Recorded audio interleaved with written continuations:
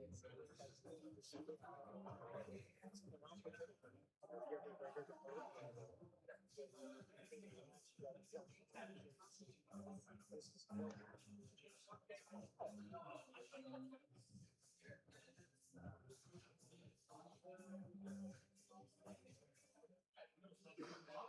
are live.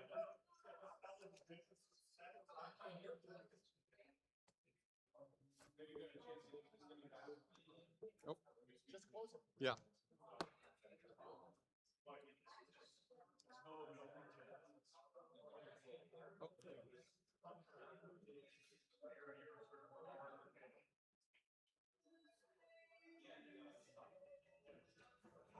That was quick.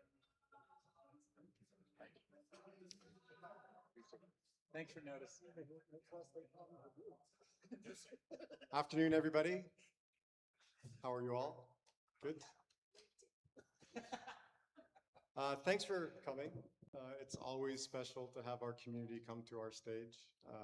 I'm really grateful for you all to be here. It is an October day, and I know that the schedules are quite busy, so all of you arriving here is fantastic.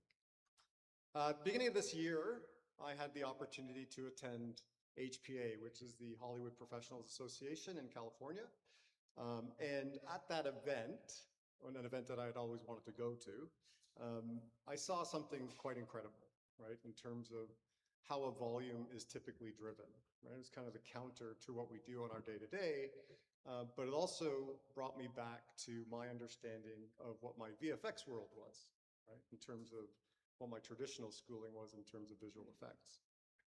A lot of the success of that show, and I encourage anybody who hasn't been to it to try and get to it, because if you're passionate about filmmaking and innovation and technology, I can guarantee you this is the one show you want to attend. And I speak from experience because the last 30 years of my career with Sony and Imagine Technologies has been NAB, IBC, and while they are great shows, the intimacy level that HPA gave me and the understanding that I got from it and the contacts that I made from it were extraordinary. So please look into it, it's amazing. A lot of what you're going to see today is a direct result of that trip, but also the success of that show has a lot to do with the minds that you're seeing here on the stage. At least two. Doug and Laurence, I'll introduce them, but you'll get an understanding of the composition that I'm trying to give you today and the personalities. So if we can launch our chaos level, please and thanks.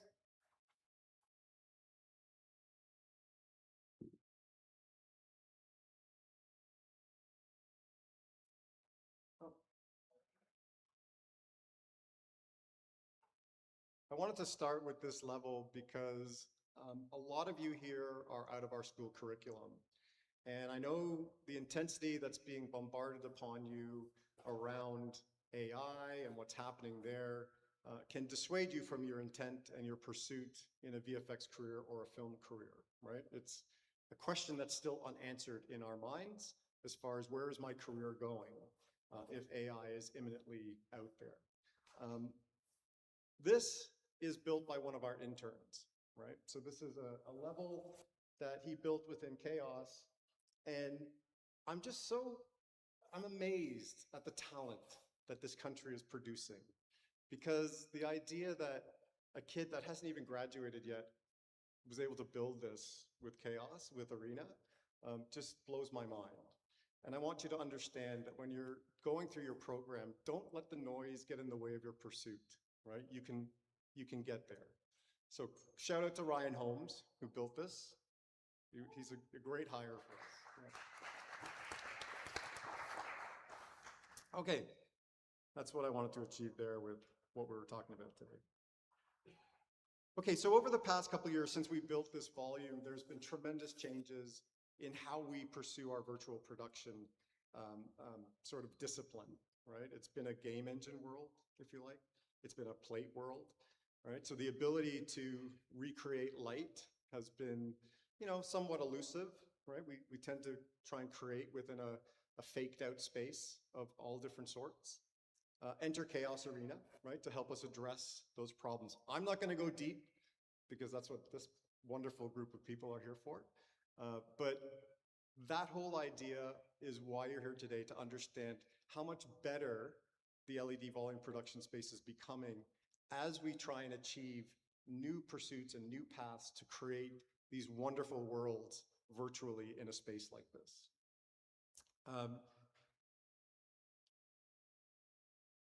Sorry, I'm just reading off my little list of people here.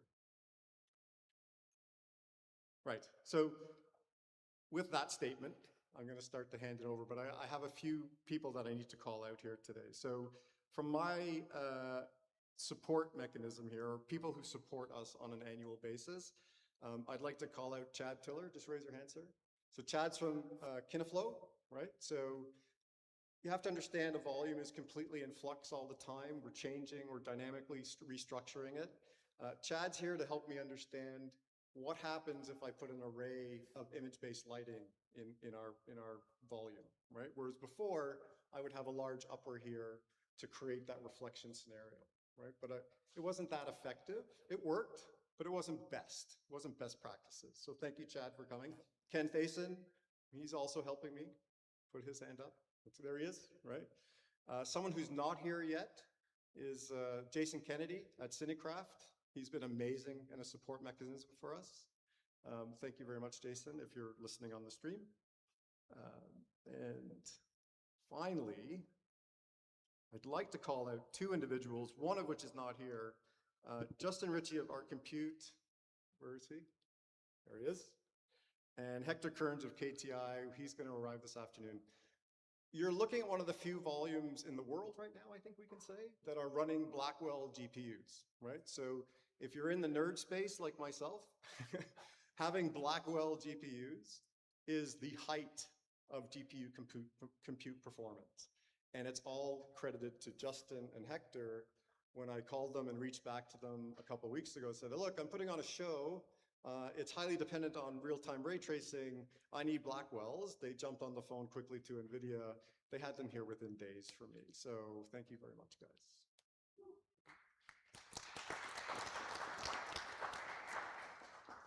Finally, Stephanie Fagan from Keslow Camera. She was meant to be here today. I don't see her yet.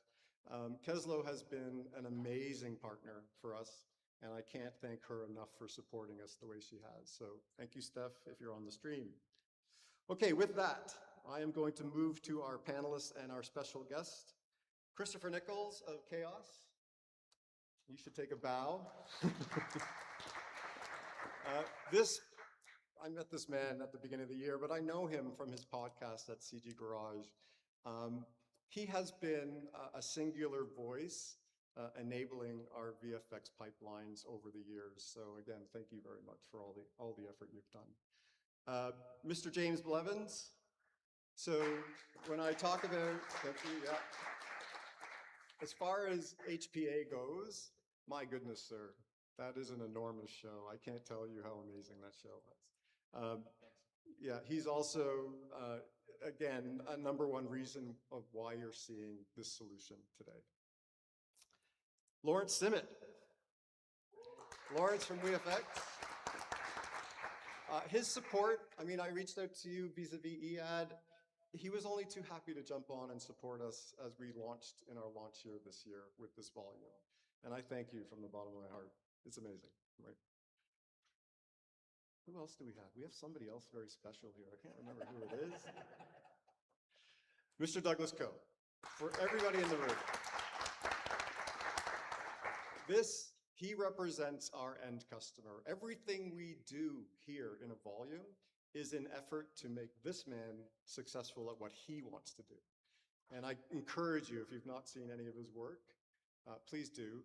He makes brilliant frames. That's all I can say. Right? Okay, that's it for me. I will be in and out, but this is our group, and we're going to get started with Christopher Nichols first.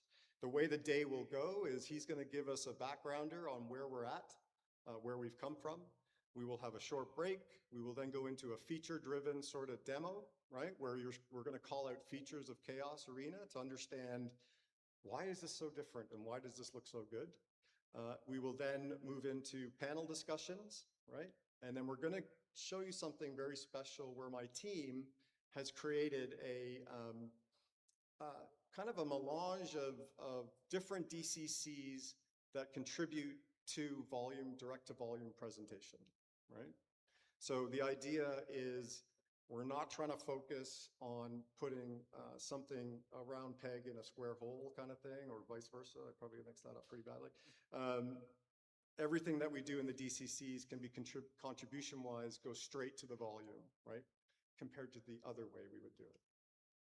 The other thing I want to stress is one of the last songs you heard playing as you walked in is by one of our very own. So we're not just a bunch of nerds here, we're a bunch of creatives. Galia is this person here, Na Na Na, is kind of what she's known for in her tracks. I encourage you to go out to Spotify and follow her. She's amazing. If you do choose to want to see our audio environment, you will be thoroughly impressed. It's quite an achievement in terms of a studio that we've built at the top of our facility, right? But you'll get to meet her there, and you'll have a great demonstration of what she can achieve and do as well. She's also our sound design person. Okay, Mr. Nichols.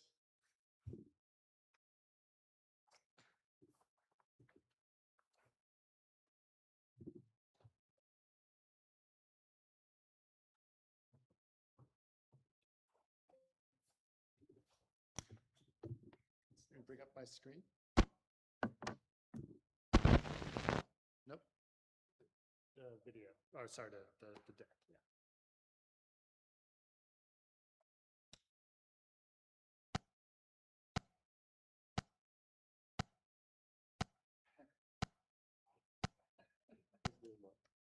Okay.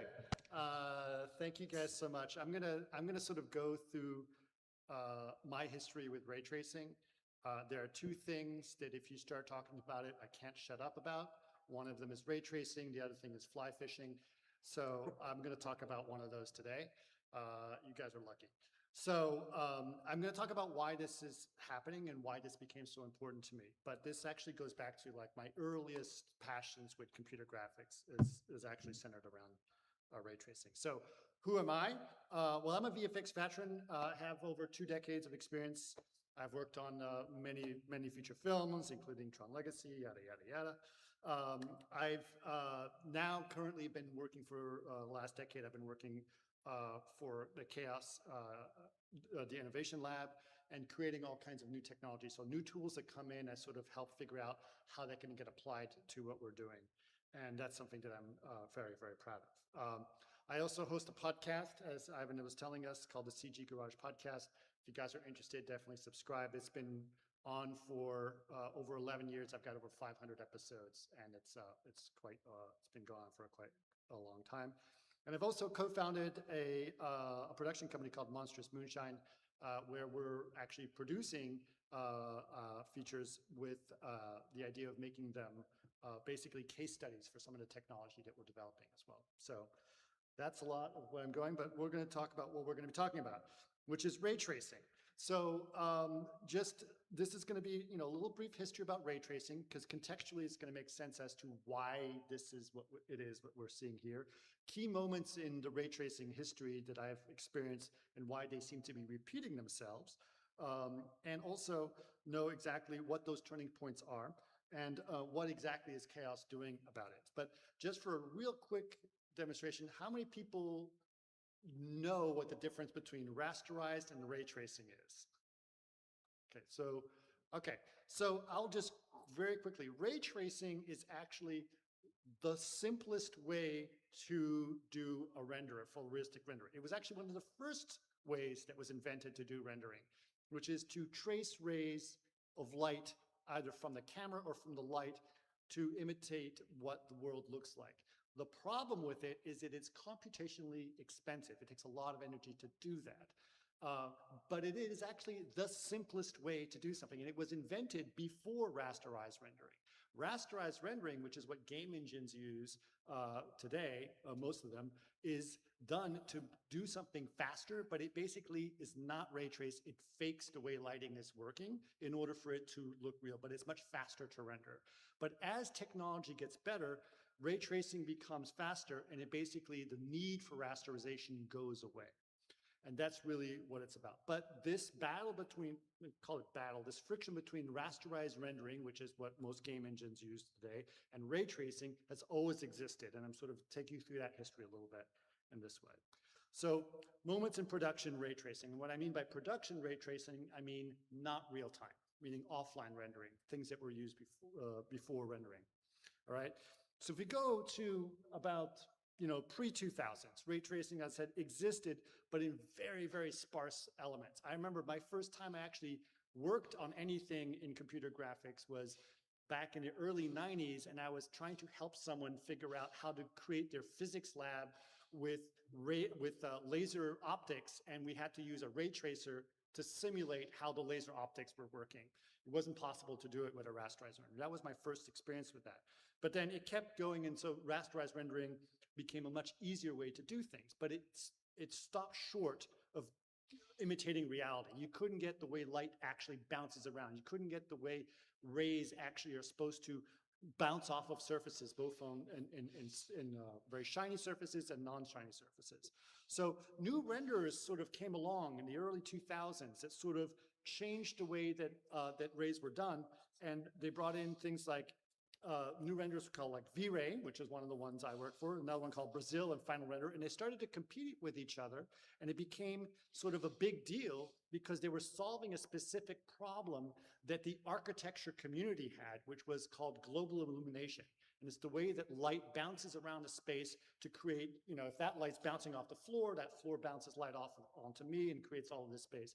It was not possible with rasterized render. That doesn't work. But with ray tracing, it worked, and it was the only way to solve things. So ironically, the visual effects world was not embracing ray tracing because it was too expensive, but the architecture community was. They needed it to solve their lighting problems.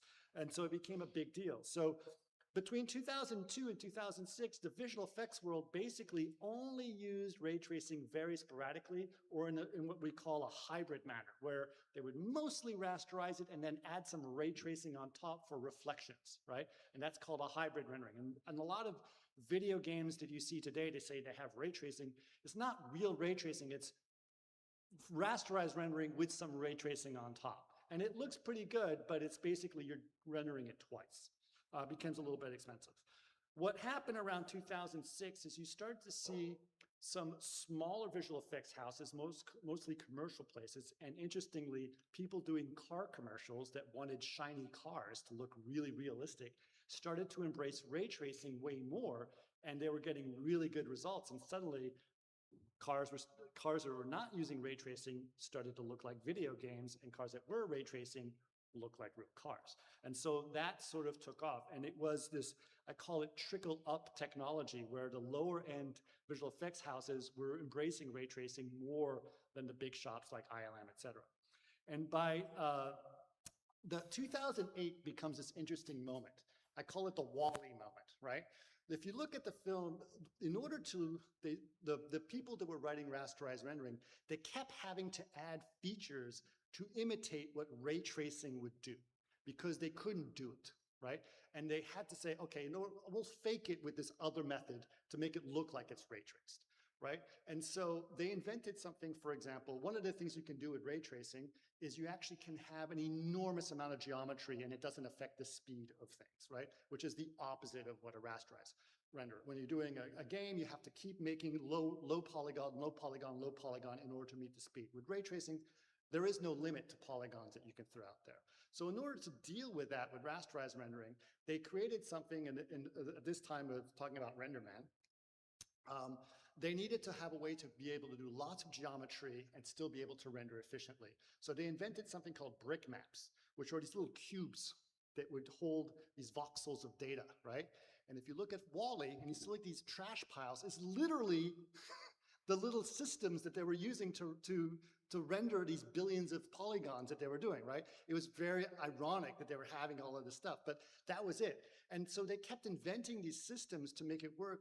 And then by 2008, it was like after you shoved all these things into here, you realize like, if I just ray traced it, I'm done. They essentially had to say, okay, that's the end of the road for rasterized rendering. At this point, if we want to compete with Arnold and V-Ray, we're going to have to rewrite our entire render, which they did. and RenderMan was forced to become a full ray tracer, and they had to rewrite their entire engine.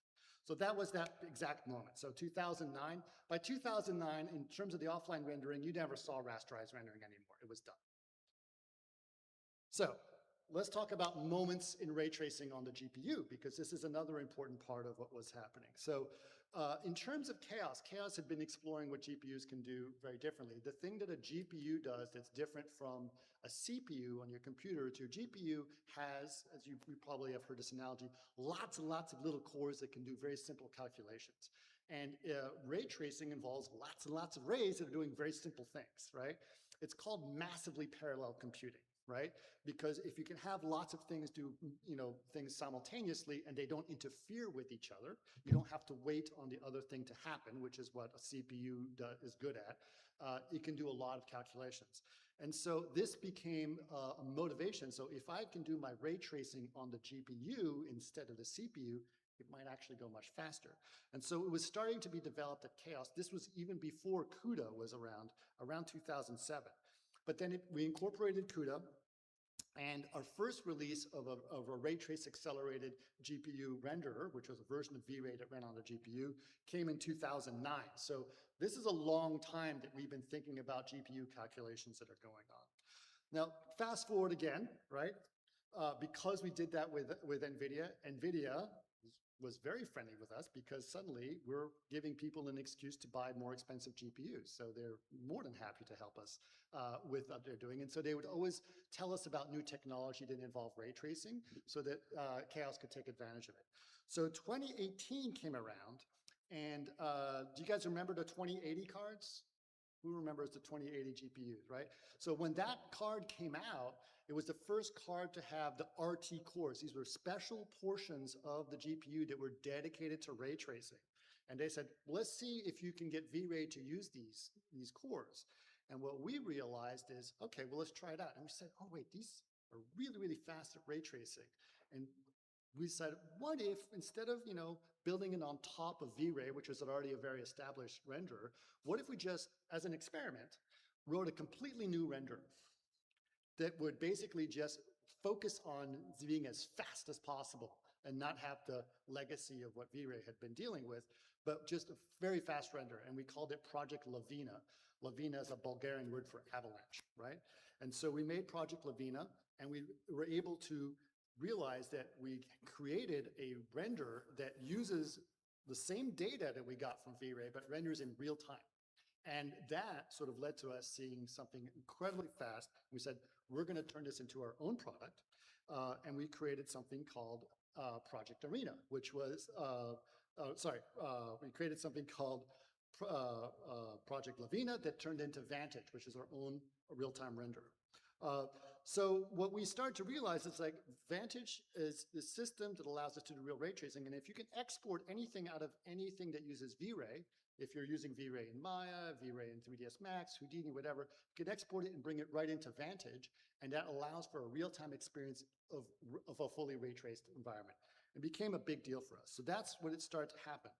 But the problem was, even with that, the real-time experience, when you start to go very high resolution, would start to get a little noisy, a little muddy, and it was a little problematic until 2023. And then when 2023 happened, we always had to solve this problem of our experience by denoising things, and we had all kinds of denoisers that we invented.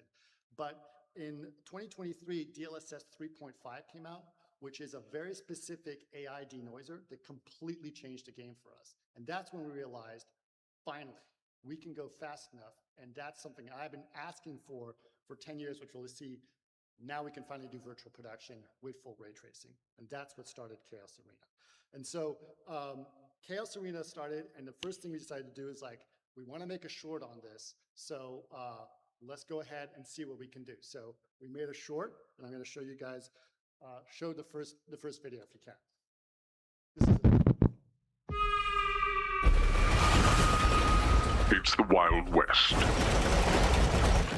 Wilder than you've ever seen it before. Yeah! A nightmare landscape where visual effects are disposable. Good God, an RTX 6000? And tech bros are taking over Hollywood. Get him, boys! thrill as three admittedly handsome heroes get Hollywood to take it right back. I see. Stealing from the past Close encounters. Trumbull. and giving hell to the future. Green screen is dead. Christopher Nichols, What can I get you? 3 giant martinis. Daniel Thron, and Eric Sheely, We'll fix it in post. We'll fix it in post. with Vladimir Koylazov, Marcos Fajardo, and introducing Scott Ross as Dakota Joe. I told you so. Ray tracing for the win. These boys are trying to change Hollywood.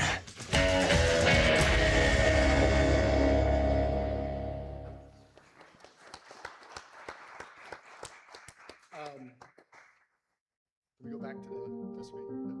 Oh, no play it yet. That was a lot of fun. By the way, that short, not just proved the technology, we brought the whole community together on that. I don't know if you guys know, but Marcos Fajardo is the guy who invented Arnold, right? And he came in to be with Vlado, who invented V-Ray.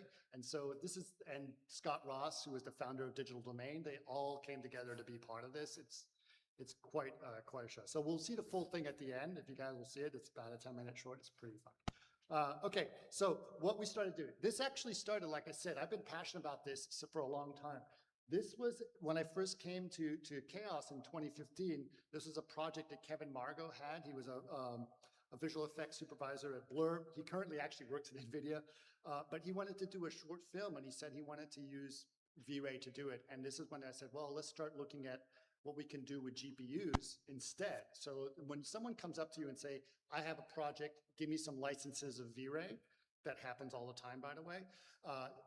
Your first thing is, what new technology can we use to make this a case study and test it out of the way? So this is what we did.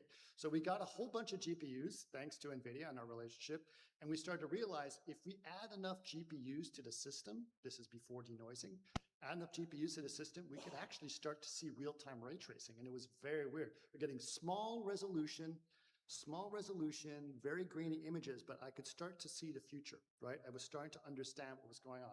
And so we added V-Ray into Motion Builder, believe it or not, just to see, while we're motion capturing, can we see ray tracing and can we see a virtual camera? So I'm gonna go ahead, don't play it yet, but this is a short that we did in the lab, and this is when we were really trying to see how far we can push real-time ray tracing in 2015, okay? Again, before denoising.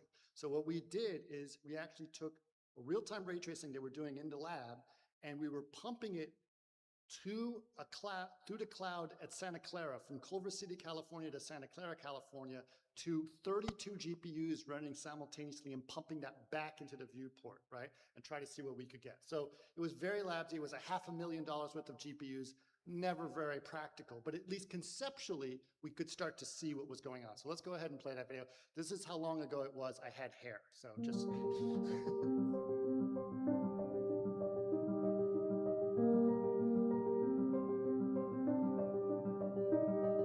We're here at the Chaos Group office in Culver City, California. We set up this down and dirty mocap stage. We're using OptiTrack's Flex 13 cameras, which are here around me. We have the Insight VCS camera rig down here. We've got Darren Ross, our performer. What we're going to be doing tonight is capturing Darren's performance. We're going to pump that into Motion Builder, and we're going to stream that up to NVIDIA's GPU cluster via V-Ray Cloud. So Boris, last year we were able to basically get V-Ray App SDK to go inside a Motion Builder and give us live rendering on the GPU inside of a standard frame buffer. Right. This year we're doing something different. What are we doing? To connect Motion Builder directly to the V-Ray Cloud using just a public internet infrastructure. So what we're doing right now is just getting all the data inside the Motion Builder using the app SDK, and then we're sending this data to the V-Ray Cloud, distributing the data inside the cluster in a very fast manner using InfiniBand.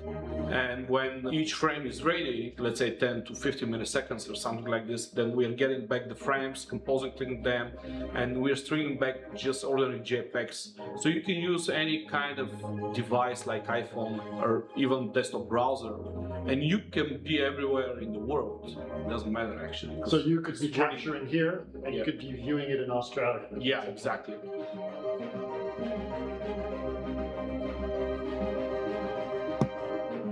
We're going to be tapping into the scalability of GPU rendering and streaming back to us onto the monitor here an amazingly high fidelity image, multiple times greater than what we could do locally. In our flight to California, actually, we tried to use the V-Ray cloud from the airplanes. We were able to do some rendering inside the V-Ray cloud, and it was pretty amazing. It was Yeah. like, I mean, history. We can also art direct lighting. At the same time, we're capturing the performance and filming the scene. We can set dress to create, dynamic compositions the same way they would on a live action set. The actor can get a better sense of their place in the world. They can feel out the environment and be able to imagine or project themselves into the scene, inform their acting. Last year I had what I was calling a Polaroid mode, where I would hit pause and it would kind of develop or resolve to something that was less grainy and clear. And now what we've got, because we're tapping into the cloud rendering and scalability, is I don't have to do that anymore. I'm seeing what I saw last year when I was freezing frame. I'm seeing that in real time at interactive frame rates now. Again, this all kind of alludes to a much more organic experience of being able to find the shot that works for you in a natural way. Let's go back to the slide. So I think, to me, this was the light bulb moment for me, right? You were talking about your light bulb moment. For me, it's like, I can see the future, right? And that was 10 years ago. It's like, I just need to get these GPUs fast enough, clean enough, and then the DP doesn't have to sit here and wonder what it's going to look like on the final frame. They know because it's ray traced. It's the same thing that they're going to see at the end, right? It's the same exact thing. And if you know that experience from working in Motion Builder, some of us are that old, that it was a crappy experience. It was a gray sort of nothing. And this is much closer. So when you saw things like what was going on, with Cameron was doing on Avatar, it was an proxy. This is much better. It's going to be so much better to be able to light the way a light is supposed to be. So this sort of was interesting, and I was sort of paying attention to what's happening. And then the virtual production revolution happened around 2017 or so. Game engines started to replace what was happening in Motion Builder in terms of that idea. And honestly, that was a good thing because it really sort of brought up the quality of rendering by a lot in terms of what was happening in virtual production. And it was a big, big deal. And then around 2019, 2020, the Mandalorian effect, I blame James for this problem, started to happen where people was like wanted to build a wall and started this, and it's like, oh, you remember all those fancy rear projections we've been doing for 100 years? Why don't we make them better experience and make them brighter and have parallax involved? And that's basically what the virtual production tools that in-camera VFX were doing around that time. But what was beautiful about that thing is that before this was happening, I don't know if you guys remember I call it the Life of Pi days. Everyone hated visual effects. They thought visual effects were the worst, right? The Academy was poo-pooing it. All the directors saying, no VFX for me, only in camera, it's the best. And why? I used to really feel really bad about it. But the truth of the matter is, if you were working on a big film and you were a DP and a director, they shoved you into a giant blue room, you had your actors doing something, you shot something, and you said, I'll see it in 9 months, hopefully it looks good. You have no idea what was behind those actors. So you basically had to have your best guess. There's no opportunity to light anything, there's nothing in there. With this, it's all done in camera, and the DP finally has control of their lighting. It's not necessarily that the CG is bad, it's that they basically lost control of their film. And when you give that control back to the filmmakers, you allow the filmmakers to make the decisions that are happening on film.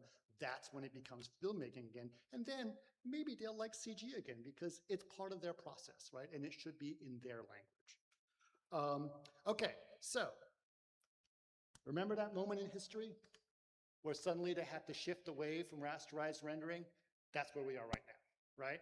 All these tools that are added to the game engines to try to basically mimic what's happening, Nanite, what's the other one, Lumens. That's what this is. At some point, you're going to have to give that up and say, you know what, if I fully ray trace, I'm done. right? And that's exactly the moment we are now, right? And that is why Vantage exists. So history repeats itself. Insert the real-time lighting at high quality. People are looking for more and more quality while reaching the end of what a rasterized renderer can do.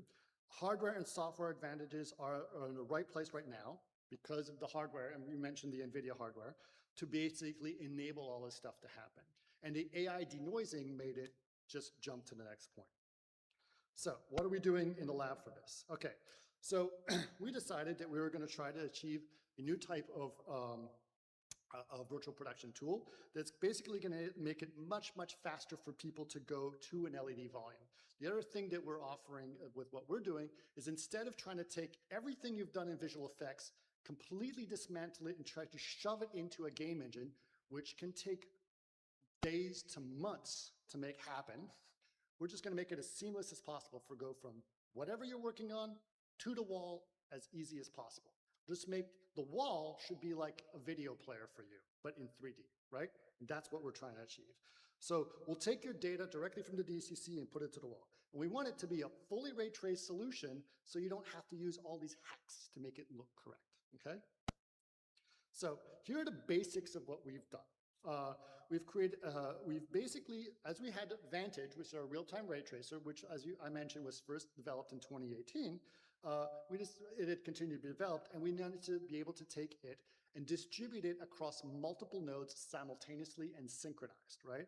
And so we created this thing so it basically can say, okay, all of these instances of Vantage, be it different portions of the wall, which is what you can see here, along with the operator node, they all have to be working together in a unified area. So we have this arena, oh, I don't know if you see my cursor. Okay, the arena renderer is essentially, the arena server is the one that controls everything. That's basically sending the signals and making everything works with Quadro sync across all of the systems.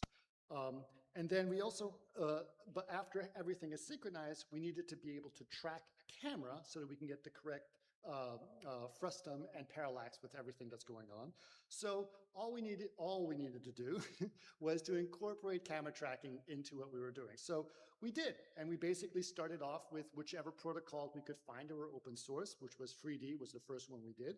But then as we started to develop, it's like, oh, we're going to get Moses, we're going to get Stipe, we're going to get OptiTrack, and all of that, we just were able to say, what's your protocol? And then we feed that data back into the camera, and it all works the way it's supposed to.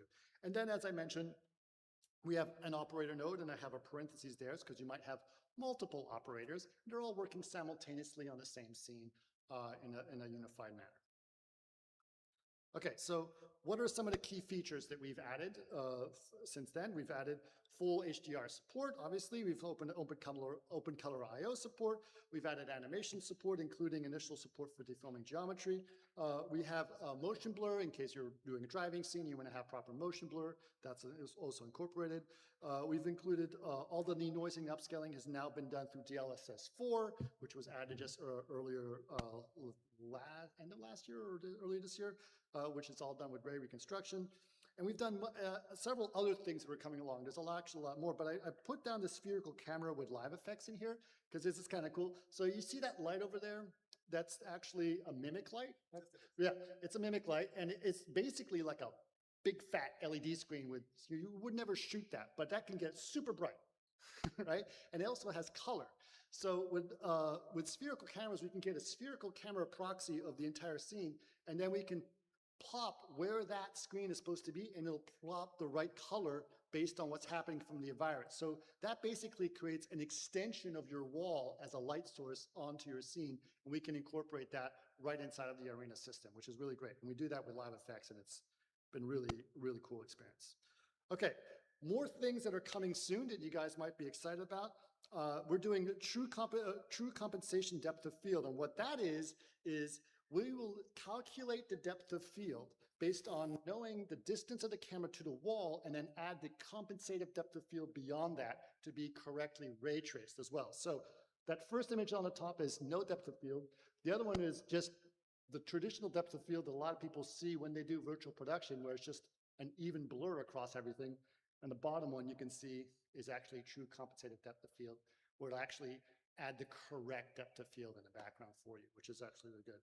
We've also added support for fully ray traced VDB volumes, which is you can see at the top there. And then we've also got Gaussian splats, which are not just Gaussian splats, they're actually ray traced Gaussian splats. So you can actually use them to light your scene correctly.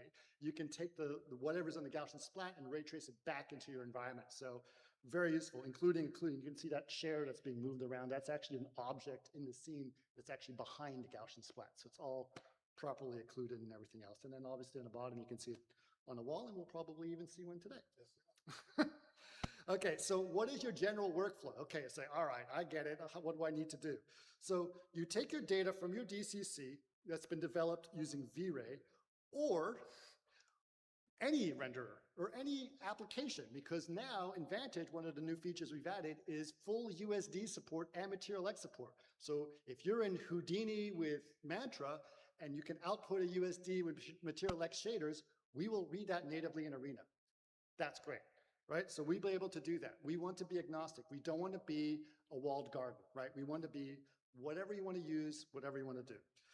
Then we need a proxy of the geometry of your wall. So this wall has a shape. So we bring in that wall and we place it into the scene the way it would be. So you need to load that data as well. And then you export those data as either VR scene files or USD files.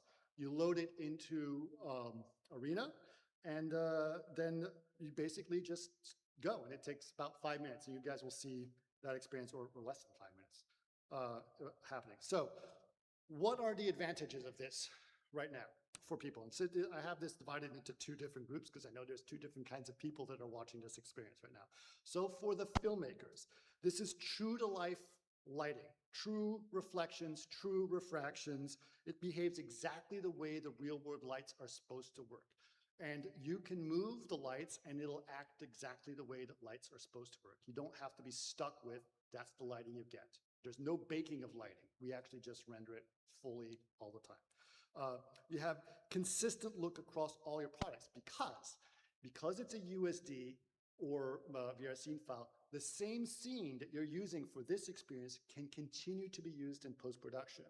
Same shaders, same everything. You don't have two different pipelines, one for a game engine, one for the post-production people. It's the same thing. In the short that we did, the scenes of the train moving by, those were rendered in V-Ray, but in the virtual production, it's the same scene.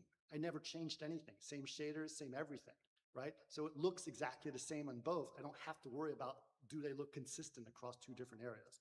You get instant feedback because you can see exactly what's happening on the screen. You get the true compensative depth of field, which I explained earlier.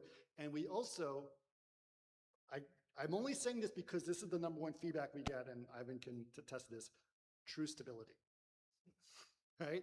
I have had people say, when we plan for a virtual production shoot, we budget for an hour to an hour and a half of crashes from the game engine into the budget of our film, because that's how long it takes to recover from a crash, and it happens often enough. We shot the ray tracing for the win. We were doing 30 setups a day, okay? And we had 3 days solid, no crashes, right? None. And if it ever does crash, which can happen, I'm sure, it usually only takes a couple minutes to recover. So I'm just saying that's you know, that's how you save money. Just saying. Okay, another advantage for the virtual art department, people working in the virtual art department.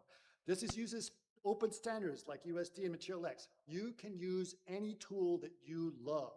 And I was just talking to one of the guys here who loves Blender. And he basically just embraced Blender and showed us how he made his own Blender tools to make here. I'm sure we'll be showing a little bit of that. So use whatever tools you want. You're not forced into a specific pipeline. And you go directly from whatever application you want into Arena without doing any optimization. The scene from ray tracing for the win. We had one scene for everything, okay? The entire train, the bank, the town, every blade of grass. I didn't create a level of detail for anything. 2.8 trillion polygons, rendering in real time constantly, okay? All day long. It doesn't matter. People are like, how can you render that many polygons? Because it's ray traced. It's when people understand, like, I don't understand how you can do that. It's because it's a different way of thinking. It's like people asking me, how many miles per gallon does your electric car get? It's a different technology. It doesn't work, you'd have to think differently, right? So that's the thing. So when we just created that giant, huge scene in a couple of days because you can. And then we used it for everything. It was way more reasonable. So again, you don't have a polygon budget, and you basically create a much more simplified pipeline, or whatever pipeline you want. You are not forced into trying to use a perforce pipeline to do this. You can do whatever. You want to use perforce, that's fine. But if you want to use something else, you can do it. You want to just do a file copy? Great, I don't care. Use whatever you want. So that is it. This is, to me, it's liberating to filmmakers. You know, right now, we're at a moment where Hollywood is going, we got a lot of stuff to deal with. The budgets are way too high. And virtual production just seems like the most expensive thing possible. And that's not true. It should never be thought that way. This is actually a way more reasonable way to work and way more efficient way to work. And so I believe that if we sort of look at what we're trying to achieve here, we're actually liberating filmmakers and making it much easier for people to do low budget films and independent films using this technology. And I truly think that if we're going to look at what's happening in the future, things like this that help filmmakers instead of just forcing them to do something different that they don't want to do might be the right solution. So thank you so much for that. I'm going to take a little Q&A after this, but before that, I'd love to show you guys the whole short film because it's quite entertaining and fun. And then we'll do a little behind the scenes after that. So let's go ahead and show those two films. Howdy, I'm Chris Nichols. You might remember me from V-Ray IRL. Back then, we're talking about how amazing VFX technology has gotten.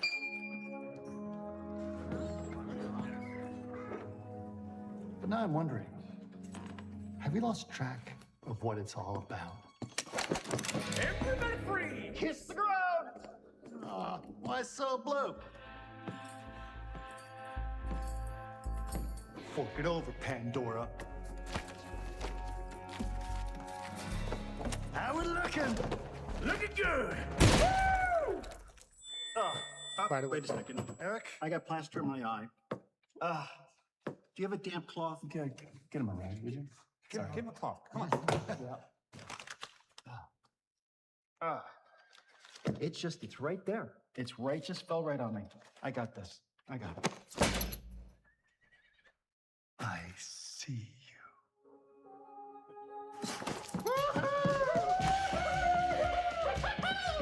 Yeah, boy!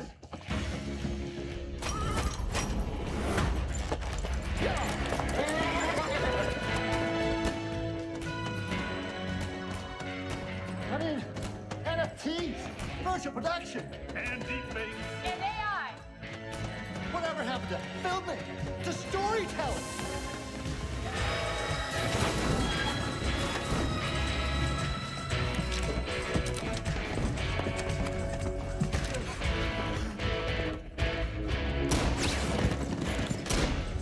Take out the stand-in. Don't replace it with anything. Visual effects artists used to be seen as artists, but we're pushing the limits of visual, because then we're pushing the limits of vision.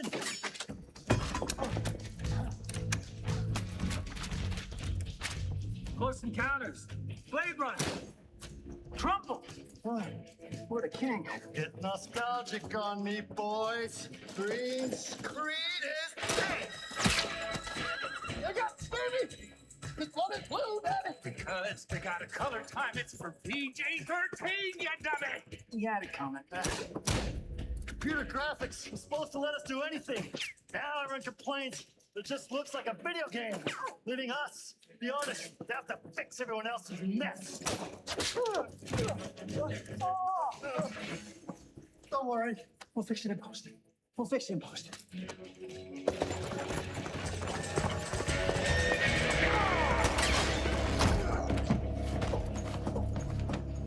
Damn it, Daddy. It's just a big old bag of money.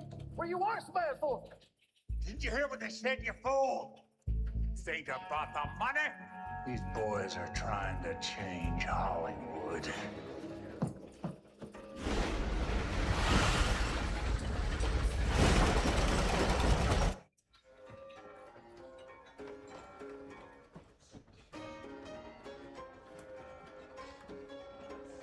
killed?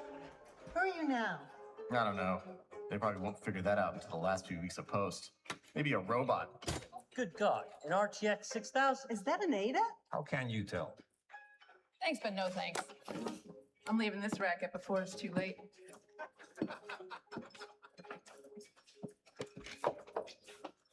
Once again, with AI, this changes everything. What can I get you? 3 giant martinis. Actually, there's some unsweetened iced tea. Prosecco, please. Is your friend okay? Crunch on a superhero franchise? I've been there. Did a 1.5 years on Ghost Rider. Tell me about it. I spent 6 months pre-rendering shadow maps for skulls. You were on Ghost Rider. We gotta get back to real stories. Skull's on fire. What shadows? Thank you. How's that Prosecco going? With real characters.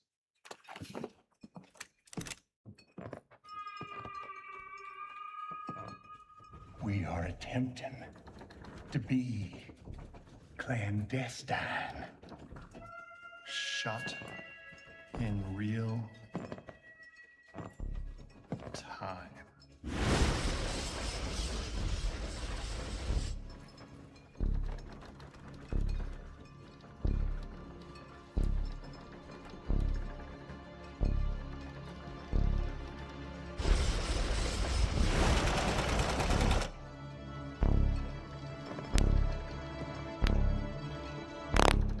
Tickets, please.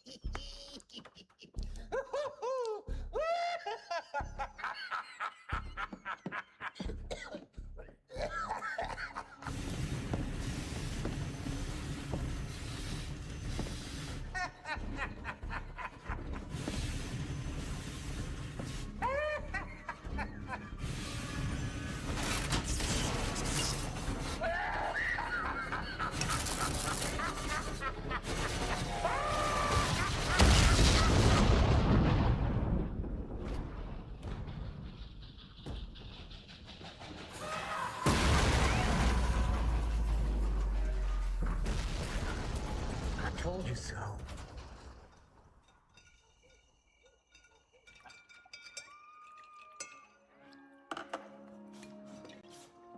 The truth is,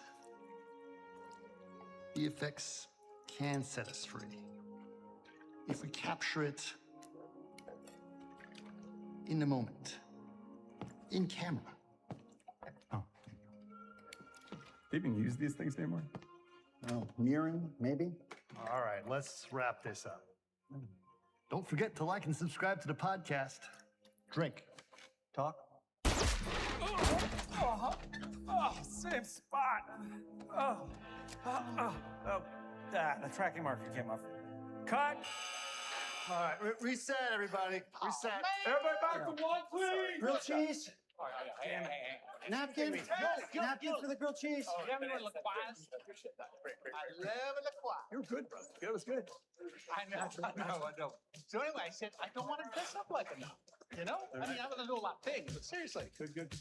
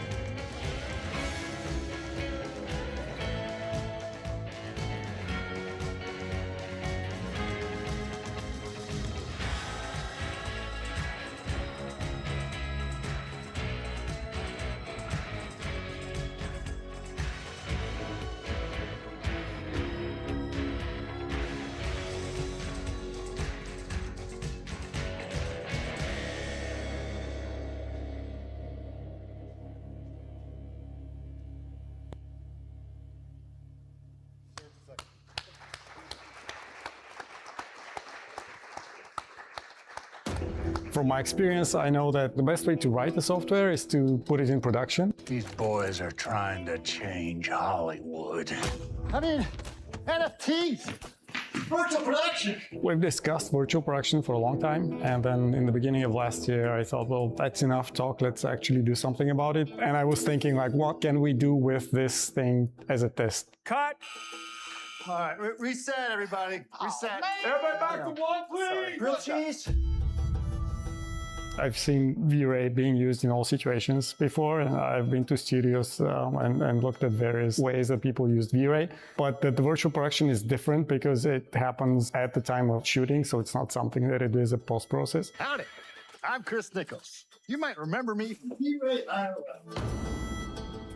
We're live from HPA. It's crazy, it's loud. We're here at the Innovation Zone. We're showing off our latest version of Arena. Chaos Arena is based on native industry workflow. It doesn't rely on any game engines at all. It allows you to bring your 3D content quickly onto an LED stage. You export your 3D scene and just bring it into Chaos Arena. There is no need for any pre-process or pre-production of your assets to run in game engine. Everything runs smoothly and real time. I've actually been thinking about where V-Ray fits, or ray tracing with V-Ray fits in virtual production for the last 10 years, and patiently waiting for the hardware and the software to get to that speed where it can be live. Action 7. In order to install Arena, you need a server app. This is our control center that loads the scene and allows you to synchronize all of the render nodes that you have. Each segment of the wall will be using dedicated render node, and the server can synchronize all of them through Genlock and QuadroSync so that we can get a seamless image across the whole wall. In order to control what happens on the wall in real time, we need an operator node. So this is another machine that can be used essentially make all of the changes that you need in real time, and they will show up on the wall. We're looking at a live scene. It's ray traced live. It has a 2.8 trillion triangles. Basically, the technical side didn't change too much because we use V-Ray, so all our materials and all our assets could be sort of reused. And Vantage did a great job of handling all that geometry. It's a massive amount of geometry, and you see the result directly on the wall. We basically used the same asset from the very beginning concepts all the way to post-production, and Arena was just something in the middle that kept the project going the whole time. 3, 2, 1, change. Damn it, Daddy. It's just a big old bag of money.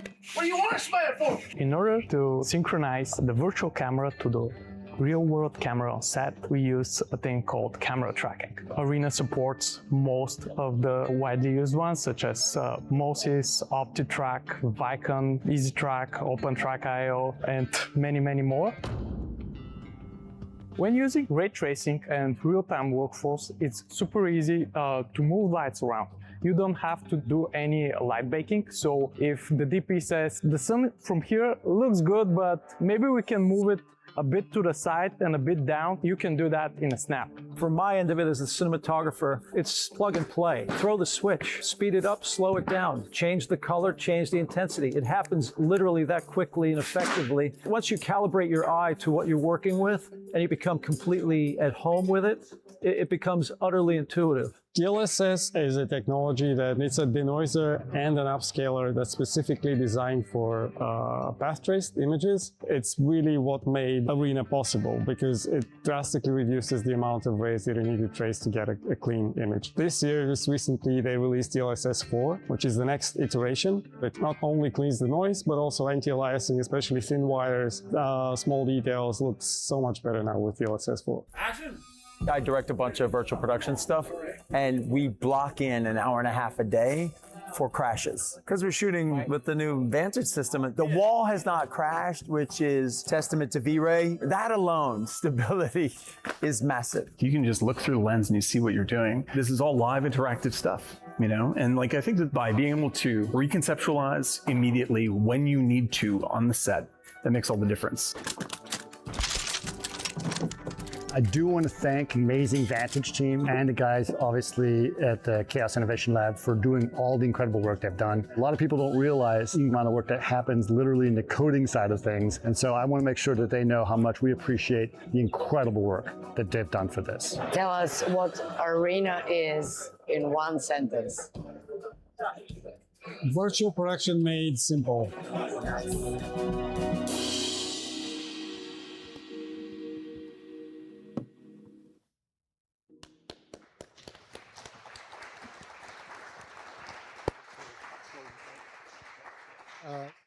Son?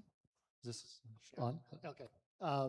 Just a couple of things I realized you guys don't know like, who recognized the bank teller? Anyone recognize the bank teller? Okay, it's Ben Proctor. He was the production designer on Avatar. That's why I kept making all these Avatar, like Fork It Over Pandora, Why So Blue, like, you know, I See You. Those are all Avatar jokes they're obviously doing. The bartender, his name was Kevin Mack, and he was a VFX supervisor on Ghost Rider, which I worked on as well. And we both all agreed it was a terrible movie, and so that's why we keep making these Ghost Rider jokes. And Eric Shealy, who was also there, also worked on it, and that's them arguing about shadow maps, which we all bitched about 20 years ago, whenever that was, which is also quite funny. You know, it's just all these people that came together as a community to do this is really special. There's one more thing that I wanted to point out. The last scene, the hacienda scene, where we're sort of hanging around doing that, we forgot that we needed to get that scene for the thing. And because we're just using V-Ray scenes, we just bought something on Evermotion for $100, got it on the screen in 10 minutes.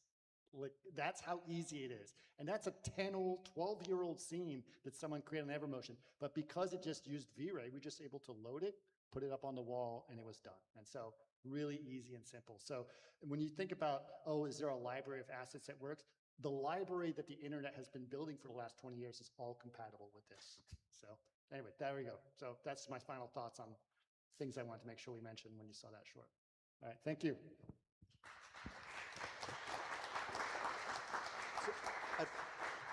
At this point of our day, what I wanted to do is do a Q&A, specifically around the technology.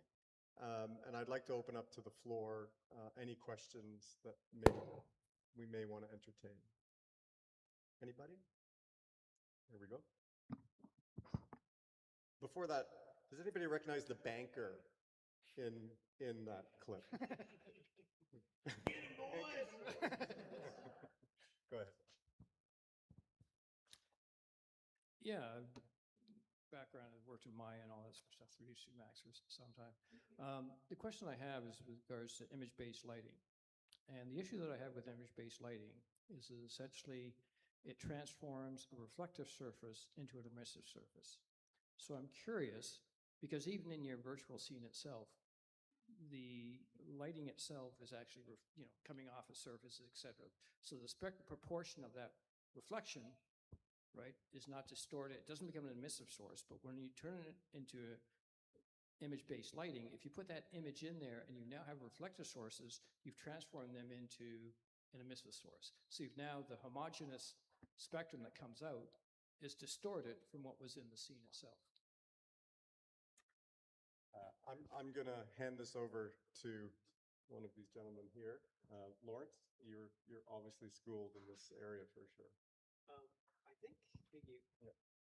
I think it depends on how you're setting up the lighting in that case, right? Like it, and how the reflection is working. If you have your values balanced properly, you shouldn't be getting emission from objects that are receiving light from HDRI. But there are definitely problems with traditional HDRIs, especially in that they're non-occluding. They're infinite. So I think what you see a lot of places doing, especially if you're in an interior scene, will start to map that HDR data that's captured from the set to geometry to start to avoid that occlusion problem and get more realistic lighting from a recorded light source like an HDRI. I don't know, Chris, if you have something to add to that, or James. Well, I mean, James can answer this too, but I mean, really, you can't rely on the wall to provide all the lighting. No. Like for example, when you're talking about the mimic and all that stuff, you're putting the image in the mimic, and I'm saying, okay, that's fine. Take out the reflector sources, or put the proportion of the reflector sources that it would be in the scene itself there. Because what happens if you're in a forest? If all of a sudden I put a forest scene in a mimic, the amount of green I get coming out is not the reality that there is in the scene. It's actually the daylight that's sitting there. So I'm saying, putting that proportion becomes an issue. I'll take it. Yes, good. Now I get it, what you're talking about. And just for context, how many people here are from the VFX side of things? Can you raise your hands? Good. And how many are production side, sort of camera? Okay, great. All right, nice mix. We still got to light it, right? So if you put a mimic on there and it's too green, we're going to have to fix it, right? And so there is definitely a pre-light phase where we're tuning these models, because the one thing these walls don't do, because they're such high frequency light and RGB, they don't create secondaries. And so if you take a Macbeth chart and start filming it, well, everyone looks a little pink, or they look the wrong color. And so there's no getting away with a pre-light day. And so you're absolutely right that the mimic can't be taken as is. It does need to be sort of tuned, just like all of these environments. I can't tell you, when we don't have a mimic, we got a bunch of DPs throwing magenta cards on the opposite side just to counter what's, just to fake some sort of secondary. I hope that answers your question. No, that's fine. Actually, Jeff Webster was a gaffer of Mandalorian, had a whole session with me, because I was there half of season 1 and all of season 2, and was brought in because they had challenged themselves by clipping what was on the wall. Yeah. And so the result was Baz Idoin raised the entire wall 2/3 of a stop and fixed that problem. And Chris gave me too much credit for The Mandalorian. I was the post supervisor on The Mandalorian, which may be part of the color pipeline conversation, but it was really, Jon Favreau, Richard Bluff, Kim Libreri, and I got taken under the wing of Clint Spillers, and then Chris Williams, who's now head of production over at NAND. And those guys really just sort of are to blame for much of the advances. All right, thanks. This is a great question. Come on. Yes, at the back. We're going to get a mic to you. Yeah. This is being streamed, so we want to make sure everyone can hear. Thanks very much. Great demo. The film you showed, the skies are very, very bright, but I noticed when you did the BTS stuff that the sky was normal and blue and so forth and so on. Is that part of the... That was by choice. That was by choice. Yeah, actually, it's a very good point. And I love Richard for what he did, because he was happy to throw away the sky to make it look bright. Well, he's doing that sort of modern thing where it's very, very dark and gloomy. Yeah, but that's correct, right? I mean, when we were looking at this and we're thinking about what we wanted it to look like, we were inspired by the 1960s, like spaghetti westerns. Like that's what we wanted the lighting to look like. And we said we want it to be hot outside, right? And so the only way to make it look hot is we blow out the skies back there. So a lot of people, when they rent this extremely expensive wall, they feel they have to have it completely exposed correctly, because otherwise they're wasting their money. I don't care. Like, make it nice and bright and it looks like we're in a train. It's very bright outside. But yes, we had all the data of the clouds. We had everything there. It was all there, but he wanted to make that look and make it look very hot outside, and they achieved that. And even the lenses that we used for that, those were the Panavision vintage lenses. So they were the old glass that sort of got the sort of chromatic aberrations that we were sort of looking for to really have that vintage Western look. And that's kind of freeing to do that. When you see like a close-up of us, entering the bank, and you can see the outline of our hat, and you can see all the interesting feathering and chromatic feels, that you can't achieve that in a comp with a blue screen. You're going to lose all that data. So it's really nice to be able to have that all captured in the lens and correct lighting. Doug was actually, we were just talking about this, stretching one of the pitfalls is that you see people getting on these things, and we have a dark and light scene. They're trying to stretch the contrast to cover the whole thing. But we had a good point here about that's a trap. Right? Yeah.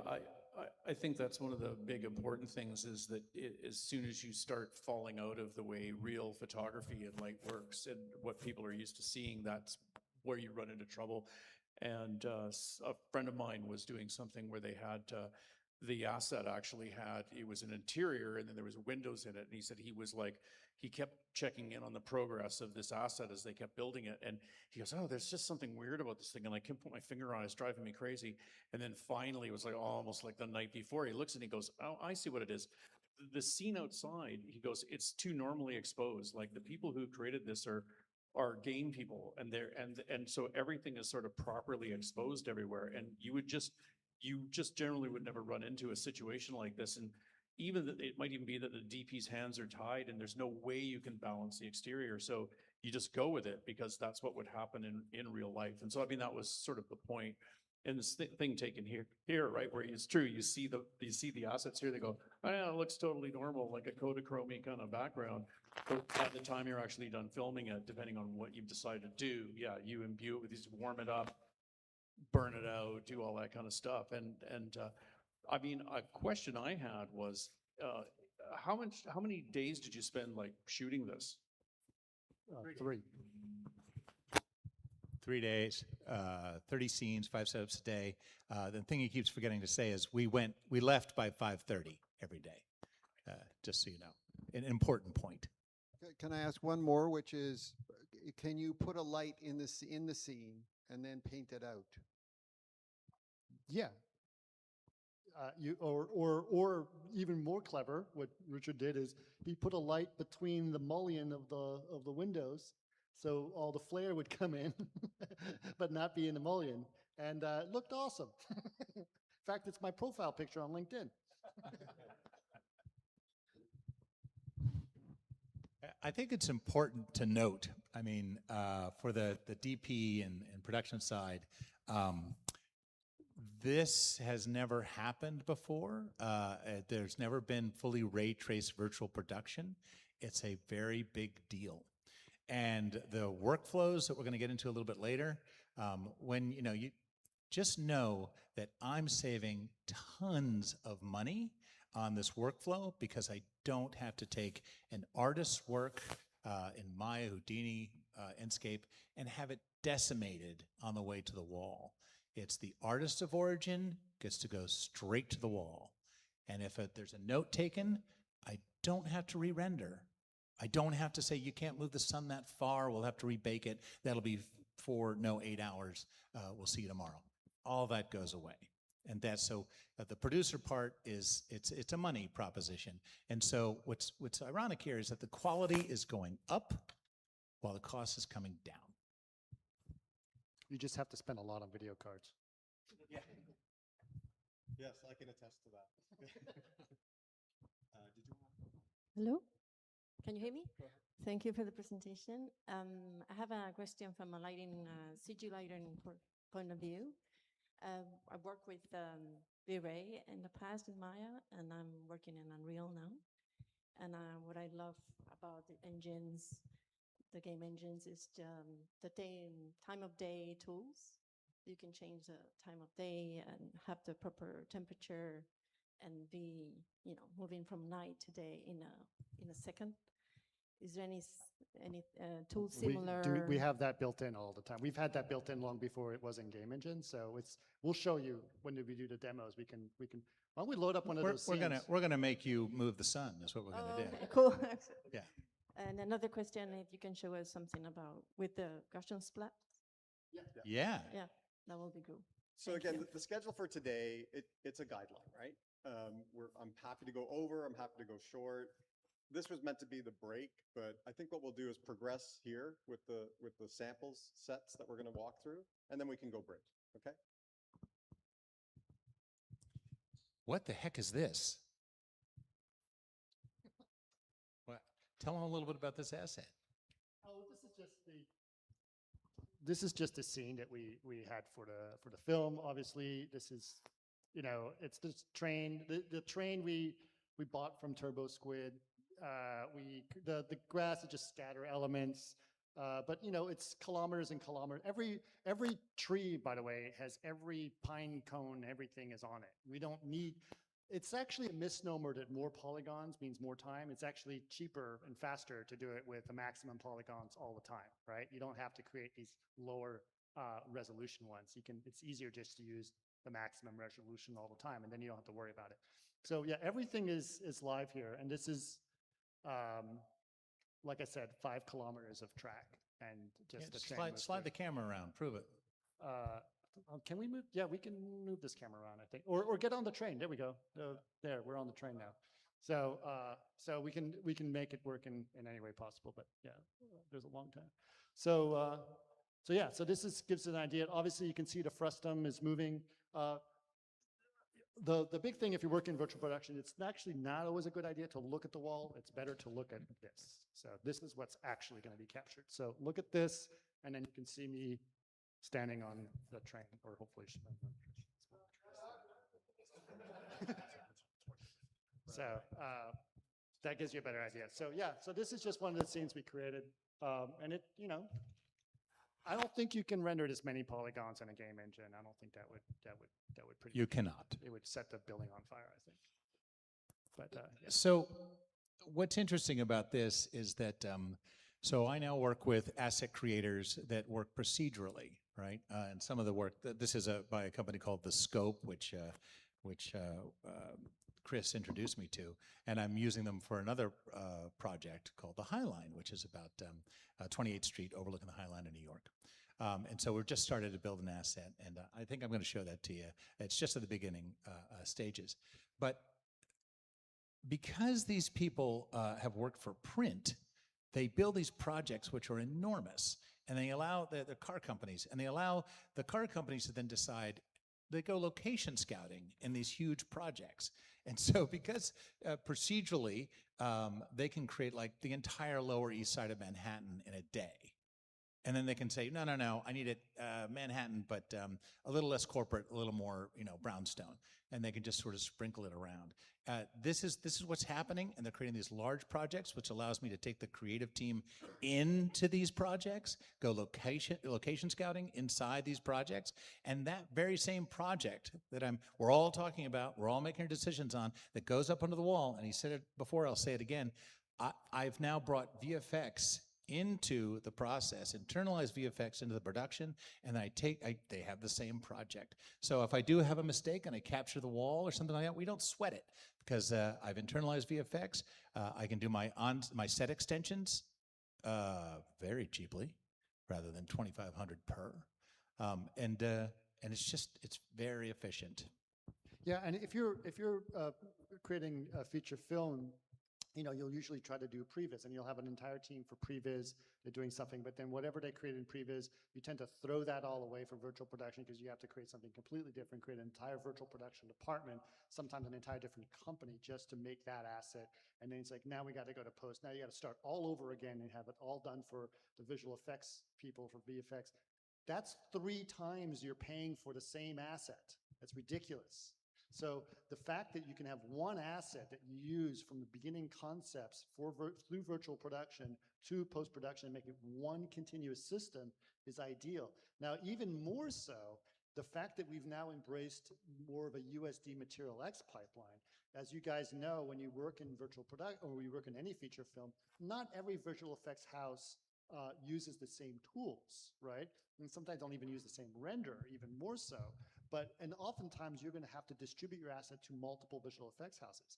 If you go from this system, which uses USD and MaterialX, and you want to distribute it to a Houdini Arnold house and a Maya V-Ray house, you can use the same asset, and both of those companies can continue to use that same asset. They don't have to rebuild everything. So it's actually way cheaper to make it that way. So that's another thing that I want to make sure, you know, people realize. This isn't just about higher quality. This is about way more efficient workflow. Well, so I used to work at a pretty high level, and it was like working at the top of Everest. Where I'm happiest is enabling creative teams in the independent film world at this point, the $5 to $10 million range. It's really nice because there's not a single studio executive giving notes. It's really great. They don't have a lot of people except the creative teams adding value.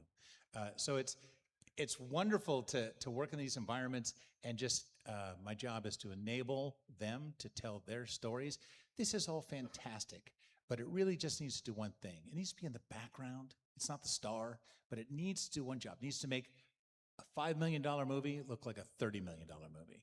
And I work on particular shows that are made for VP. It's not for everything, right? And I don't use Arena for everything as well, but when I need a background to just to look as gorgeous as it possibly can, I think all the shows I'm working on right now are Arena shows. Yeah, could you reduce the multiplier so we can relate back to 2015 so that people can fully understand the ray tracing capacity that the... Oh, turn the denoiser off? The denoiser off, right? So if that's yeah. how much work the denoiser is doing, just gives you an idea of how far we've come. The rest, so the way you think about it is 1 out of 16 pixels is real, the rest is AI generated. So. And the reliance on DLSS at this stage, Christopher, what are we thinking here? What is the... Oh, it's probably gains? probably about a quarter of the time is spent on DLSS. It's extraordinarily fast. It's kind of amazing. So because this is the thing that I think is kind of brilliant if you think about it, NVIDIA is making a lot of money right now with AI tools. So they have to make their GPUs use a lot of these special kind of techniques to do all this AI learning, right? That's what they do. So they've taken ray tracing up to a certain point, and now the guys on the ray tracing team is like, well, what if I use the neural network to help the ray tracing? And that's exactly what they're doing here. This is enabling the ray tracing to be much faster by still using a lot of the AI tools on the chip. And it's actually kind of brilliant. So I'm really, really impressed by what's happening. So.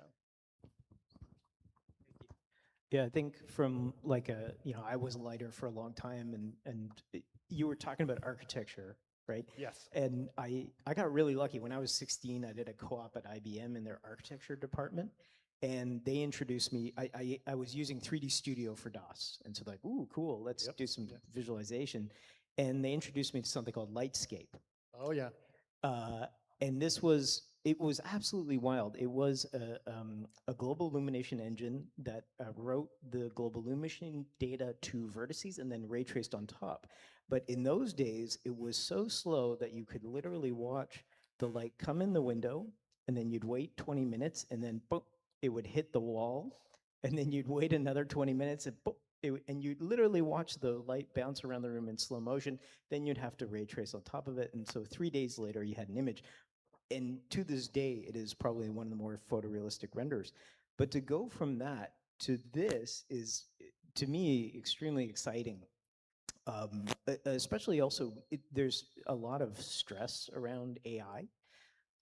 Denoising is something that I think it's a technology that supports artists in completely. Like for a lot of us here, we have to wait for renders for a long time. I'm looking at this and going, okay, I know I can produce that low sample image in about, I don't know, 30 seconds for most renderers, right? Like, or even a couple seconds. So to me, from a lighting perspective, extremely exciting. So nice work. I mean, it's not dissimilar from what is happening on your phone. Your phone is a really shitty, teeny little sensor, and it makes it look like a big picture, right? Because there's all this AI tools to make your images look better. It's the similar idea, right? We're just taking this whole problem and making it better. So the best analogy that I've heard is from this guy at NVIDIA. His name is Ankit Patel. And he said, when you think about rasterized rendering, pixels are free. And the way what that means is no matter what resolution you're throwing at the screen, you're not going to affect the render time that much, right?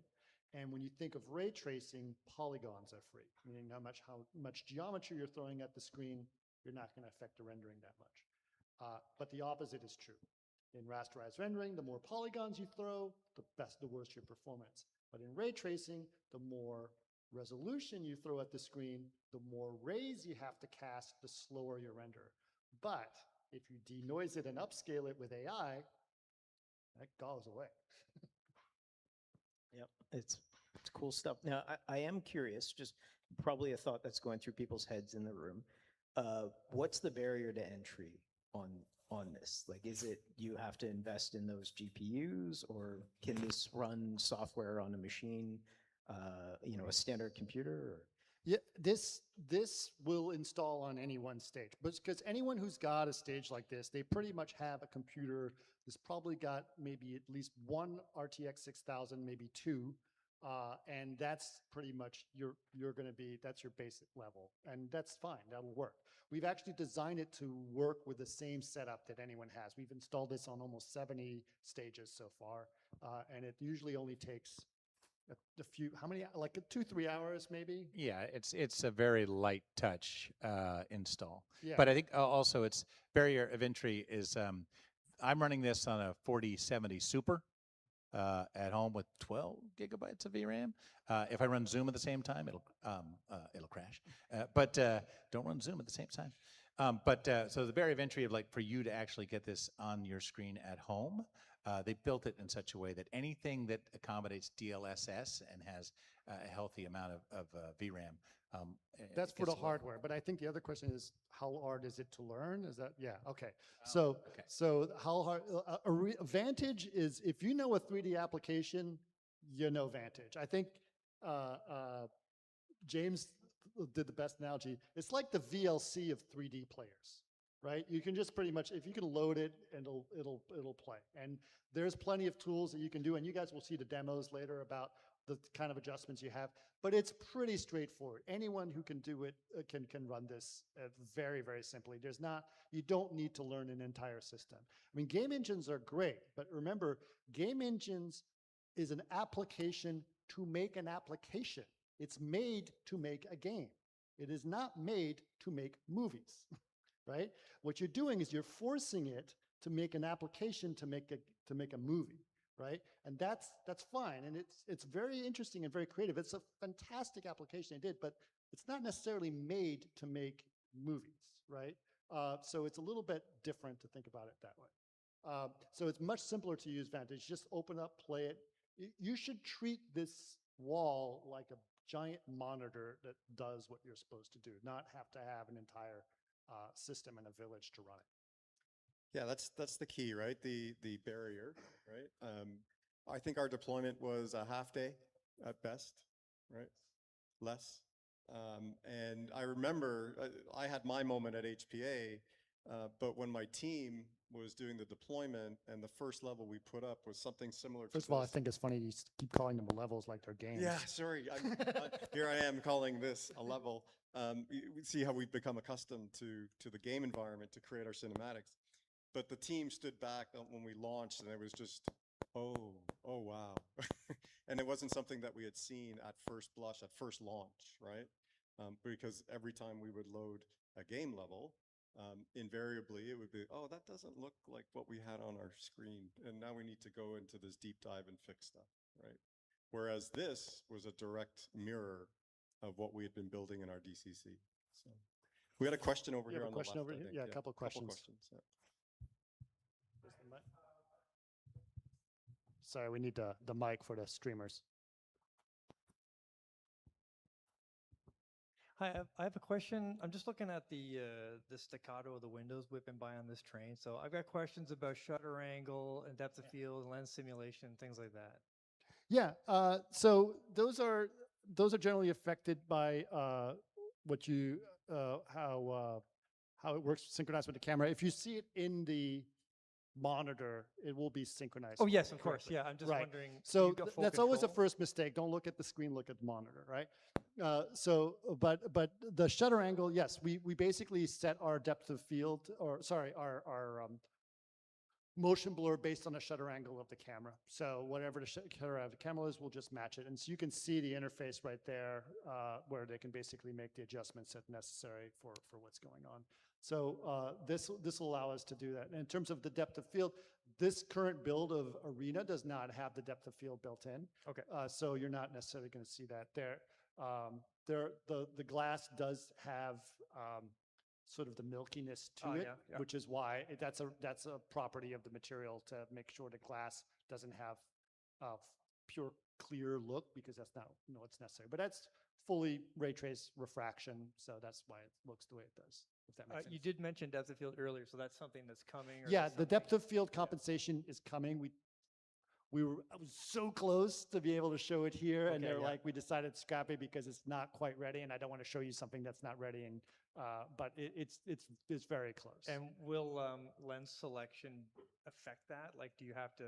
You got to tell it anamorphic, spherical. Yeah, so we would be able to feed it the right lens and be able to do that. We do incorporate lens profiles as great. well, so we can do that. Now remember, we want to do that up to a point, right? We don't want to distort the lens here, because then you're doing a double distortion Yeah. from the actual lens and a real lens. So you have to be careful what is applied in camera and what's applied on the screen. And like, have you discovered like there's kind of like a gray area in the middle that seems to work depending on scenario, or? Well, you just got to think about it logically every time, like what needs to be captured in camera and what's captured on the screen. So that's the thing. that you need to do. Every scene needs to be addressed. Right. Every single one, every single time. There was another feature that I put on the slide and I forgot to talk about, and for especially for the DPs and here is really cool. So we do have the new version of Arena will now actually have a full material editor, which is also really great. It allows you to change materials on the flies as you're going. But something that the DPs would really appreciate is we have these things called color correction decals. But what it really is actually this would be I'll go into the scene. Imagine you say, okay, this area here, I want this darker, right? So we have these 3D gizmos where you can basically take like a giant sphere, imaginary giant sphere, and you put it in the zone where it is, and you can just color correct it darker, lighter, blue, or red, or whatever color correction you want to do on the fly. It's like a magic window, but in 3D space. Yeah, it's the way color timers. Like a color work. timer. And then you can do that. You can also say, make it more reflective, less reflective, shiny or more glossy. And those types of little overrides, it takes the entire zone and applies an override material to the whole thing, and really kind of helps the thing look. And this is basically, especially for areas where you're trying to blend the foreground, the end of the screen with the ground that you're shooting, and you need to get a little bit more color correction for everything to match. This makes things much faster and easier for you to do. So that's something new that we're introducing as well.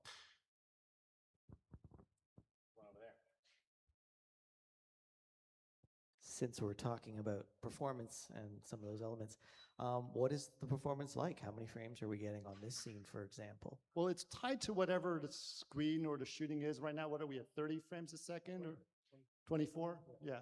But I mean, listen, I've had scenes, this laptop, this brand new laptop, I know it's very high powered. I'm very happy about bragging about it to all these guys. Everyone's jealous.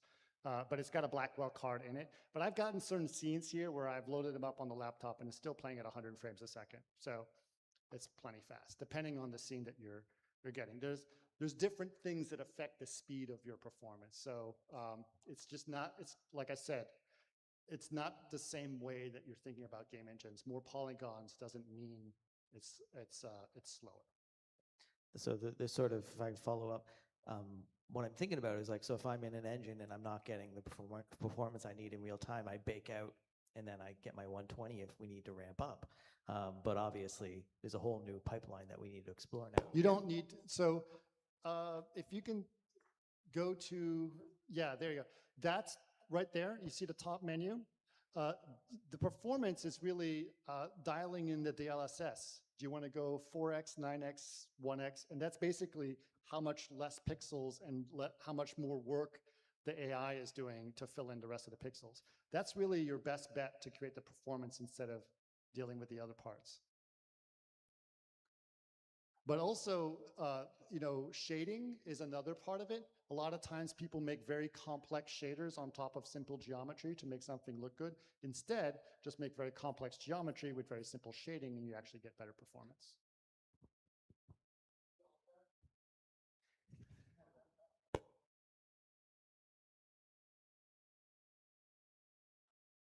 I mean, you can see it's a little softer. So, I mean, maybe. You have to remember we are running this latest generation of Blackwells, right? So your issue, your condition, team, how much pain points did we have around achieving frame rate with the older generation GPUs that we used to run? It was pretty bad, right? Like it was tough. And we would do the same thing. We'd have to go back and bake, optimize, optimize, optimize. Now it's a slider with the combination of utilizing GPUs. But even with the A6000s we used to run, it was still a slider, right? Right.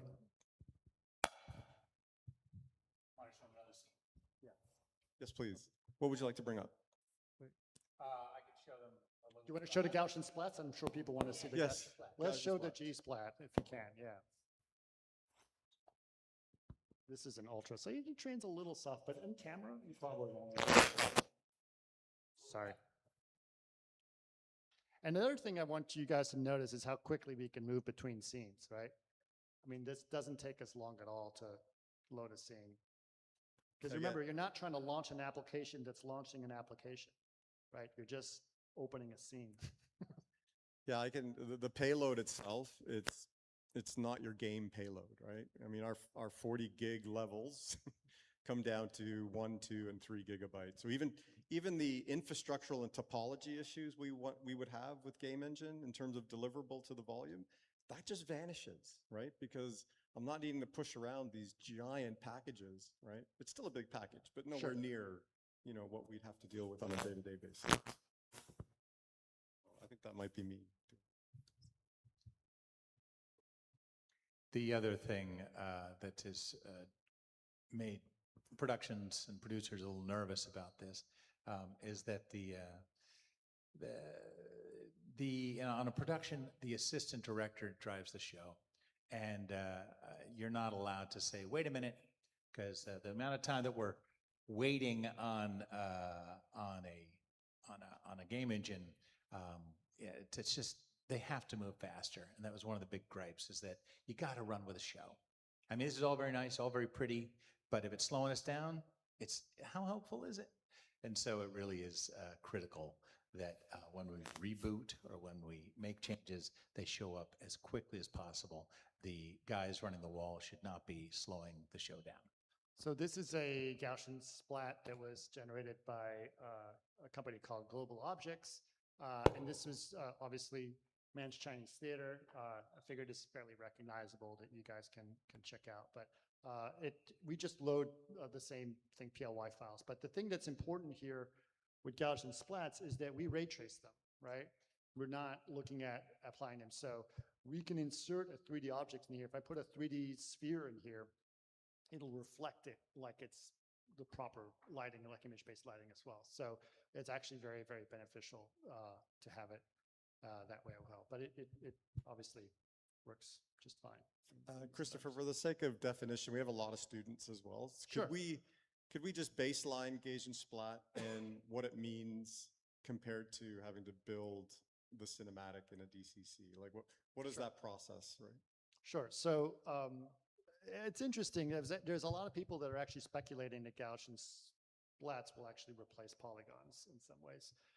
But what it really is most 3D files are a series of polygons that are defined, and you put a color and a texture and a shading property on each polygon to reflect back how light bounces off of it. What a Gaussian splat is actually a point cloud of data, right?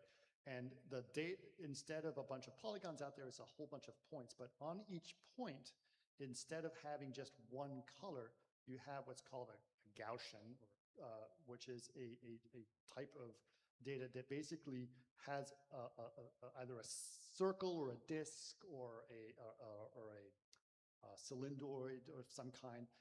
But inside of it, it changes colors depending on what angle you're looking at it. And so this allows for view-dependent color to happen when you're looking at things at different angles. It's not just baked color. It's not photogrammetry. So you can actually see reflections and refractions change as you're moving around. And that's how the Gaussian interacts with things. And it's actually a very simple way of doing things. The way I look at it is, do you guys remember the light show cameras from a long time ago? They used something called light fields, right? And it basically was a similar concept, except light fields were massive amounts of data and a huge amount of redundancy, and it was very unbearing to take on that information. And so that sort of started to disappear. And then when AI tools started to come along and they were able to interpolate between things a lot more, they invented a new kind of things to look at radiance fields, which is what the light show cameras, light fields were doing. And they created a neural radiance field, which allowed for doing something different. That became neural radiance field became something called NERFs. A lot of people were thinking about NERFs.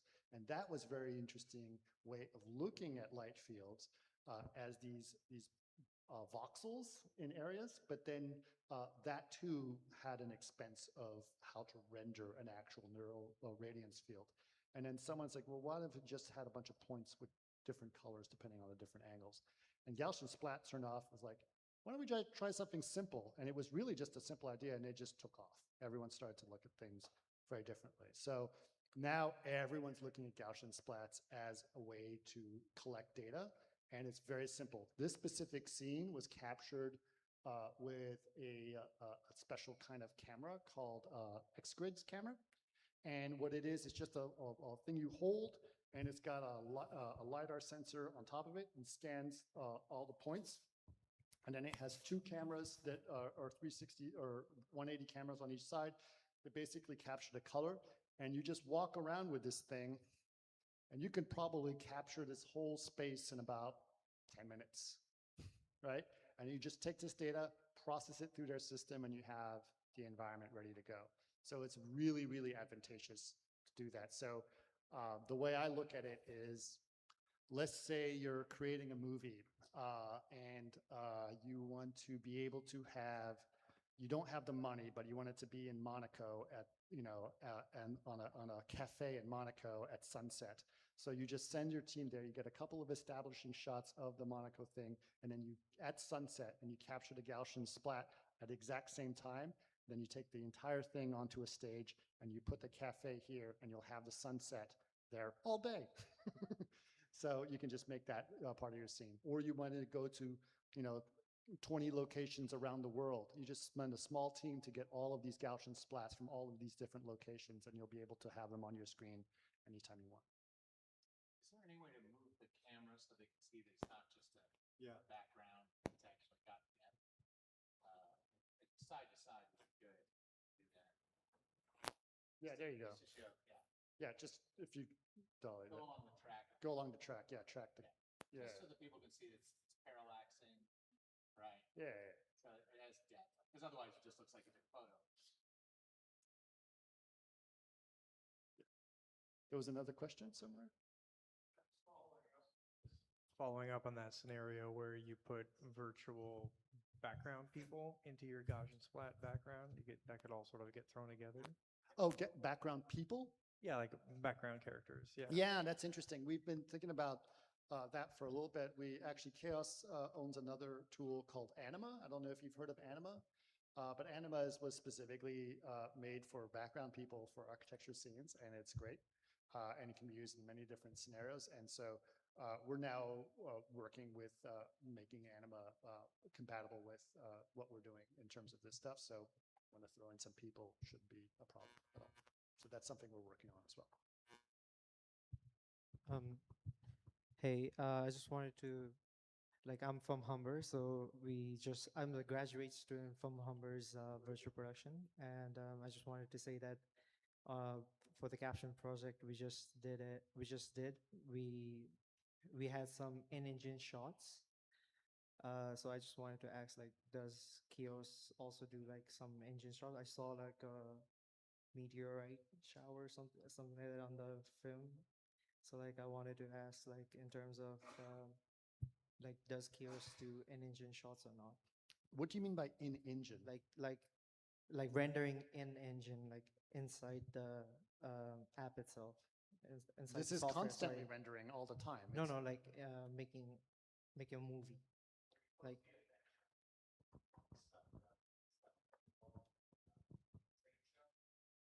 Like a B-roll shots. What do you call it? I'm not sure I understand the question. Is it just a composite plane you're thinking about? You're going to take a VDB or a particle system and you want a composite plane against it? What?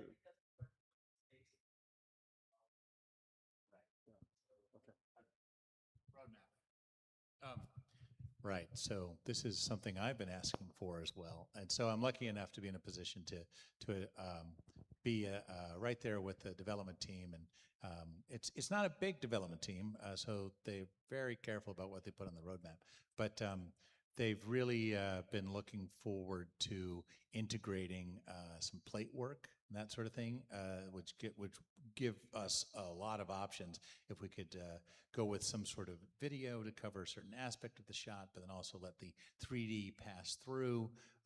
It's on the roadmap, but I think also they're looking for partnerships for people who do that really, really well already. And so they've been definitely working on some of that stuff, and I can't really talk about who they're Yeah, working we've got some really good solutions that we're working on some of the stuff in terms of video playback. But again, we want to. So, but that would give us the ability to put a meteor shower in the sky if I wanted to, right? Because I'll be honest with you, the roadmap is building, but I think the particle work is not as high up on the list as some other things that we need, to drive first. It's coming, but just along with the video, I think the video integration, compositing on the fly, right? That's what we're talking about. That will, I think, well, I can't wait, but I think it's coming very, very soon as we partner up. Yeah, and remember, we're not trying to be proprietary. We want to work with other solutions. We know that other people are going to use other solutions.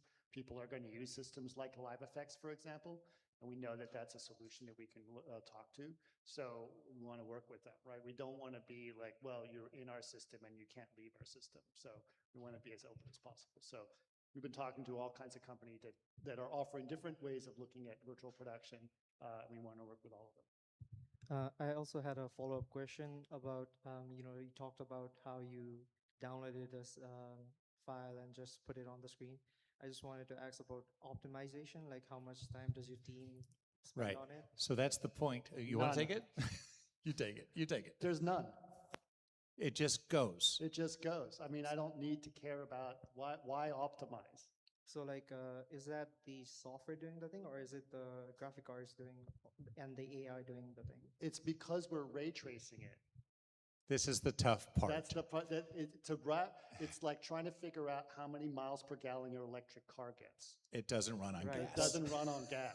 Right, but also like because ray tracing is also very heavy, right? No, well, it is or it isn't. It's very heavy if you're trying to rasterize in the same environment. Suddenly it's taking away from the rasterization process, which you don't have many cycles to give up in the rasterization environment. You got to use them all to rasterize. The way that you think about ray tracing in a video game is you're actually ray tracing and rasterizing at the same time. So you're dealing with two problems, right? If you remove the rasterization, you don't have any of the rasterization problems. In a rasterized world, every shader can have, I've seen shaders that have 200 variables attached to them. And because it's doing me the service of making rules for every single polygon, I may want it to explode. It may need to explode. It's got to do all these things. And shader writers had a good run. But in a ray traced world, I need two variables probably. So you do need a good graphics card, right? And I'll tell you what's cheap.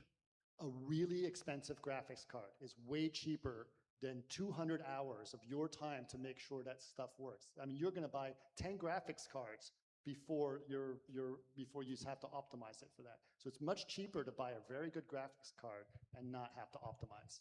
So again, remember the 2-point-something trillion polygons. Of course, if you tried to put that into a game engine, you'd have a nice week's worth of work decimating the heck out of it, right? That all goes away. So like you talked about this, you talked about game engine and like differentiating between game engines, like what did you call this as? Is it purely virtual production software or? Like, yeah, this is made for virtual production. This is made for filmmakers. We're not trying to make a game here, right? If you want to make a game, that's great. And trust me, Unreal is a fantastic tool to make video games. It's a great tool, and I would highly recommend if you're going to make a video game to use that. I don't recommend using Vantage if you want to make a video game, because with a video game, you've got to make sure that that game runs on all kinds of hardware, right? Not everyone can afford a Blackwell video card, right, as a gamer. But for this, anyone who has a stage like this, they have a high-end GPU. They don't have time to waste on a low-end GPU.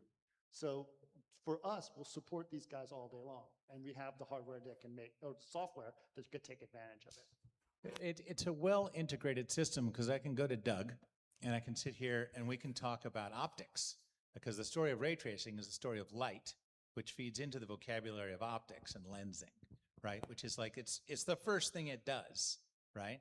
So there's no need to do a lot of translation.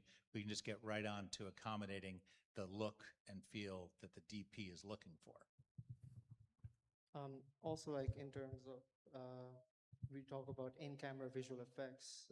Is there a thing for real-time compositing, for example? Yeah, that's the thing we're trying to get to, right? The layered compositing. Yeah, there is, but I mean, up to a point, right? The whole point of in-camera VFX is it's already composited for you, right? I don't have a blue screen behind you, I have the actual shot behind me. That's the whole point, right? So you can, that's how it works. No, like for example, for our capstone project, we had an alien in front of our camera, like in front of, reacting with the real person. So would there be something like that? I'm sorry, what was the model? So for our capstone project, what we did in Unreal was we had a real person in front of the LED volume, but we also had a alien composited on top of the screen. So that showed up on the screen, no, or within? on So the you're talking foreground. about the July workflow, but with an additional layer. Well, I'll tell you this, for example, in the short that you saw, we had the riders on horses chasing us. Those were actually little video clips that were playing of actual riders that we captured on the screen. So we incorporated that. So it was essentially composited the way we were talking about. But you're thinking about it properly, right? The world I think we're headed to, and they're already starting to show this in the way they're doing, approaching the color as a colorist would.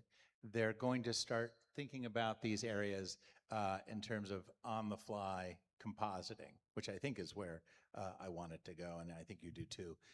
But when we do that, we want to make sure that when we want to be ray tracing in that environment, when we do it. And I think, Chris, you talked about this in your presentation, but there's like a legacy of context that I think we can help fit in. There's probably some people in this room who have spent 24 hours rendering one frame. Anybody? Hands up. Yeah, right. So what the heck happened here? And I think the thing that we're starting to see is that the denoising technology that Chris showed off is really changing that dynamic, that instead of trying to create an image that converges and spending a ton of time trying to get to that convergence of samples so that there's no noise, we're shooting far fewer samples. And that means we can just hit it with the denoiser, which works relatively quickly. And the time frame it takes to do ray trace rendering has completely changed.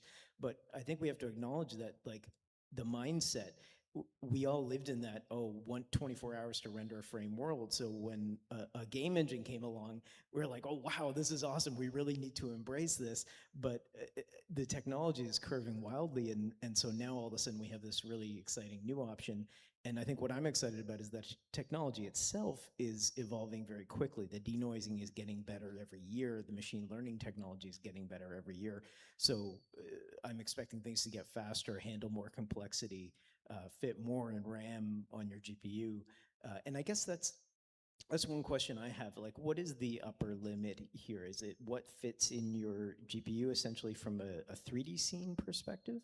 I mean, it's two things, right? Most of the things that take up RAM are the GPU or the amount of polygons, but actually much worse is the textures. So textures take up way more space than, so optimizing your texture size is something that you can do. And we can do that here. We have mip-mapping that we can incorporate to lower the RAM. But when you're mip-mapping on the fly, you can hit your performance. So I'd say get the most RAM you can get on a GPU and just make sure it fits. But the ones, I mean, most RTX 6000s have 48 gigs of memory. It's actually pretty hard to go above that. I mean, this scene with the train scene, that's a huge scene, and it's still only used about 24 gigs. Right, so we should think of it like we think of like a Redshift or another GPU ray tracer. Sure. Okay, cool. Any more? Yeah. First off, I wanted to say thank you guys for the presentation so far. I come back from the days of 3D for DAWs as well, right? And so I kind of can appreciate how far this whole technology has gone. 3 decades, right? And it pretty much the signification of this to me, it's by far the best. Like, I mean, I'm impressed with just the software right here. And I was wondering, I know I saw it on NVIDIA, what's it called, Chaos Arena? I was wondering, first off, is there like a package that I can sort of, I don't know, I guess a subscription package or free, or what's the deal with this? Okay. I'll give you, actually, since we've seen this for quite a bit, can you throw up another scene? Let's try the forest scene maybe that we got before. That would be great. I'll tell you a little bit about what the cost is. That's I think what your main question is. Yeah. So all of our software have a 30-day trial. So you can try any of our V-Ray or Vantage itself. You can do a 30-day trial. So I'll just go to chaos.com and you can get our software and you can try Vantage. Vantage itself will run on your computer by itself, and it's actually fairly reasonable. I don't even know what the cost of Vantage is, but it's pretty reasonable. If you want to get a yearly subscription to it or whatever, you can do that. Arena is a bit of a different price, right? Because we have to support this whole wall, we have to support the walls and everything else. We have a version of Arena that'll run for free for you with a watermark. And so what that does is you can do all your pre-lights, you can do all your testing, you can try everything, and you don't have to pay for it, right? You just can't capture it because you'll have a V-Ray logo in all your movies, which wouldn't quite work. So, but the way that we've priced it right now is that we're basically pricing it per node, and the Arena node and the operator node, and then all the render nodes. And you add up how many of those nodes those are, and I think the price is $2,000 per each one of those per year. They pitched me $2,000 per node per year. Okay. Right. So if you have 10 nodes that you need to run total, so let's imagine you have 8 nodes for your wall, and 1 for your operator, and 1 for your Arena center node. That's going to be 10 nodes total, and that's $20,000 for the year to run. Which you should be able to make back on one show. Well, that is the idea. The reality is, I mean, I use a Real Engine as well, but you're right. It's gaming software first, then it's everything else, right? And so even jumping to Unreal Engine, I had the hardest time at first breaking through understanding that some of the principles of the logic behind it, in the sense of it might learn more gaming, but I'm a filmmaker, so I don't know if I'm in the right track. And so you start looking for tutorials, start searching answers. So it becomes a bit of a mess, in my case anyways. But eventually, with about a month of like just hammering at it, you start to sort of, break apart what areas you can touch and where you want to avoid, right? And so you start making films that way. But you're right, trying to launch a level takes a while, and it does crash a lot. And so I'm very attracted with this format because it works so fast and it does it in real time. and it's just for filmmaking, right? And I think that's, to me, that's actually a bonus. So that's what I want to know if, you know, if there's ways, even tutorials or anything that I can educate myself even more. I'm going to follow you on your. Yeah, you know, I think it was great. And listen, I don't want to take away, like I tried to make sure, I'll re-emphasize, I said it in my initial talk about ray tracing. I applaud what the game engines have done to bring this to the forefront to filmmakers, right? I think it's really great. I think it's an incredible workflow, and they really definitely brought a lot of things to light to filmmakers about the options about CG. And specifically, they enabled filmmakers to suddenly have control of the CG, which they never had as much control before. We want to continue that to happen, but we don't want it, I think it's unfair for it to be the only option, right? Yeah. When everyone is forced to do things, it doesn't mean they have to throw away the baby with the bathwater, right? There are all the tools that you guys have learned all your life, or if, you know, if you're one of the same like us, the 3D Studio DOS days, right? And all those tools still apply, right? And you know, if you want to use Blender, if you want to go from Blender to wall now, it's very simple. If you want to go from Houdini to wall, it's very simple. And it wasn't as simple before, right? And if, you know, if suddenly this, you know, one of the game engines decide, you know what, we're not going to support the film industry that much because we're not making any money off them. We're making more money selling dance moves on Fortnite. Great, you know, they can do that, and then everyone who's built a wall and only relies on game engines, they're screwed. They have nowhere else to go, right? So this is another option for them. This gives another people. I would say it's a safe backup at best. It's a safe backup. I think also it's important to realize that what he's talking about is I really do call it the VLC of playback because any artist working in any DLCC can become the artist of origin and become part of a conversation. What I'm really trying to do when I'm working is create a forum for people to ideate creatively, right? And so if I can eliminate the steps to have that conversation and get the artist of origin involved in that process way up front, and you know, talking with Doug, letting him pick camera, you know, talking about lighting, digital gaffers, like right up front with the same asset that we're destined to be using. So it really is easy to use and enables the participation of all the people to have that conversation.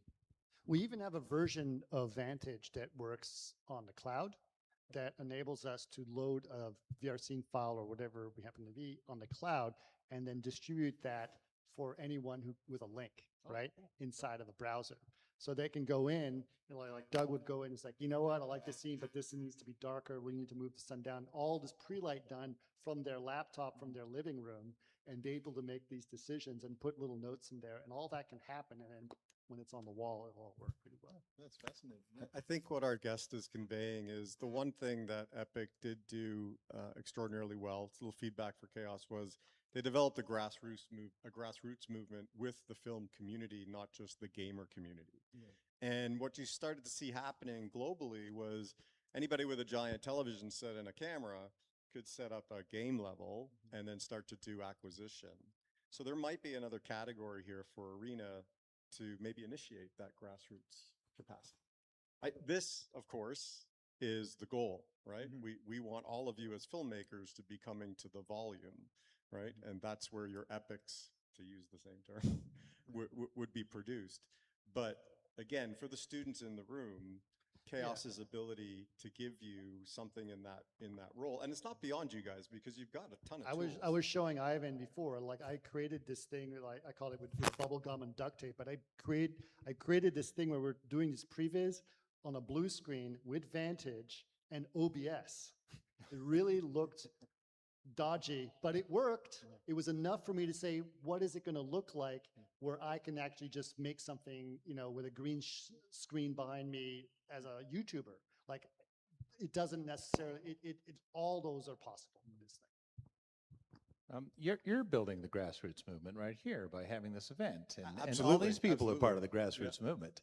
Yeah, but you know, it'd be a wonderful scenario to be able to have them leave here, right? And because they're all creative geniuses, right? So the idea that they could leave here and go, wow, I got so inspired, I'm going to deploy Arena and figure out this could be meaningful. Yeah, because camera track, just the camera tracking alone is built into Vantage. So if you want to try Vantage and you want to have some way of tracking the camera, you can just do that and then just composite in a blue screen. It's actually pretty cool. So Is there a way to use Vantage as for previs only? yes. Yeah.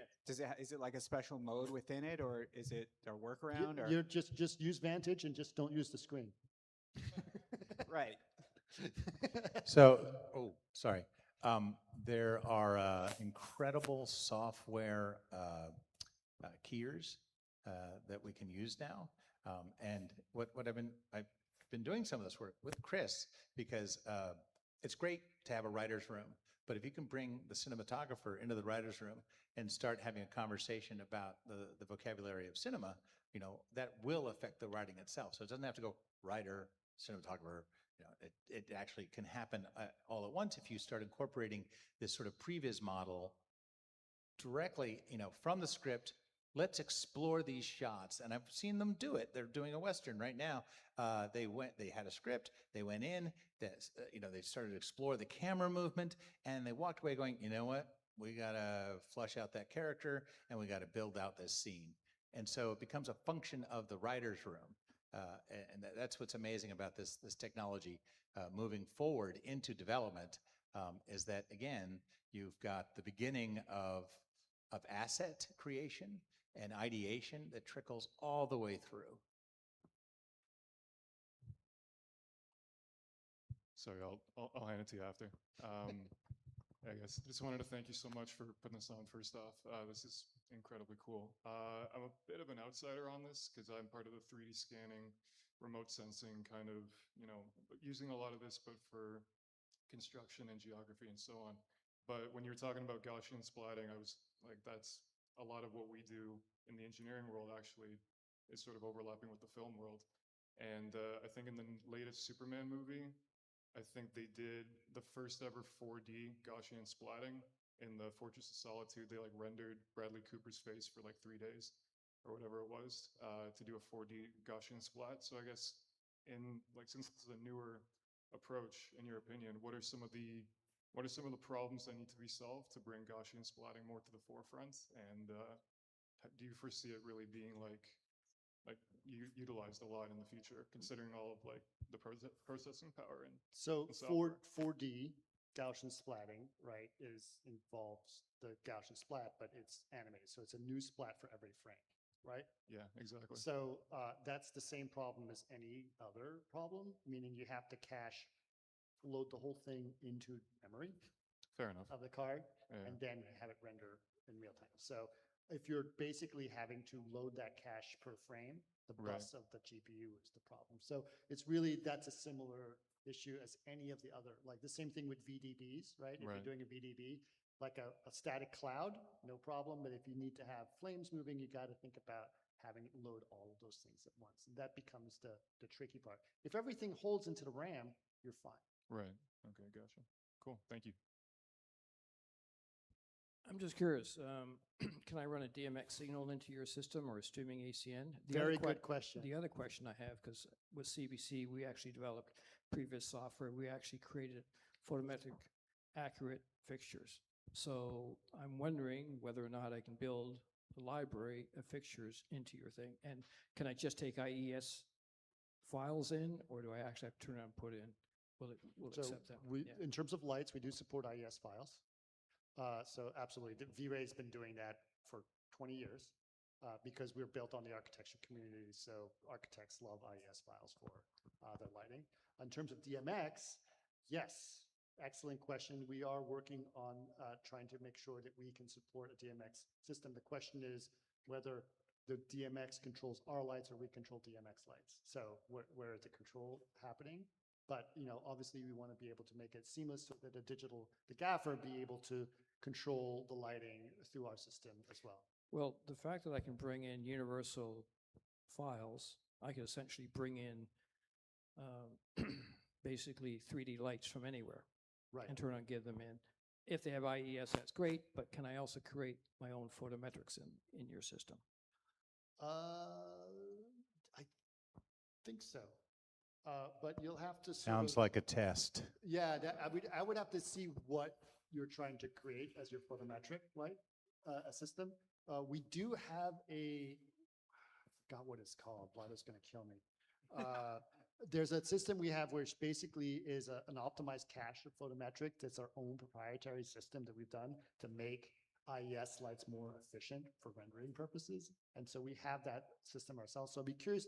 You'll have to show me what you're talking about in your own photometrics. Oh, yeah, I mean, I don't know if you're familiar with a program from years ago, WYSIWYG, that basically did previs. I mean, that was developed at CBC, so we can put gobos, we can put all that Sure, stuff sure. into all that stuff, and take DMX into all that stuff. We did that also with Maya and things like this. That's the kind of thing. So in other words, if I'm going to put Lico in, I want to do shutter cuts. So if I'm going to put a gobo, I got to soften up, do all Yeah, this actually, I stuff. would love to know that. I mean, that should be Okay. something that we should be able to solve fairly All right. straightforward because Well- ray tracing is built for that. Yeah, well, that's what I figured. Yeah. Okay, thanks.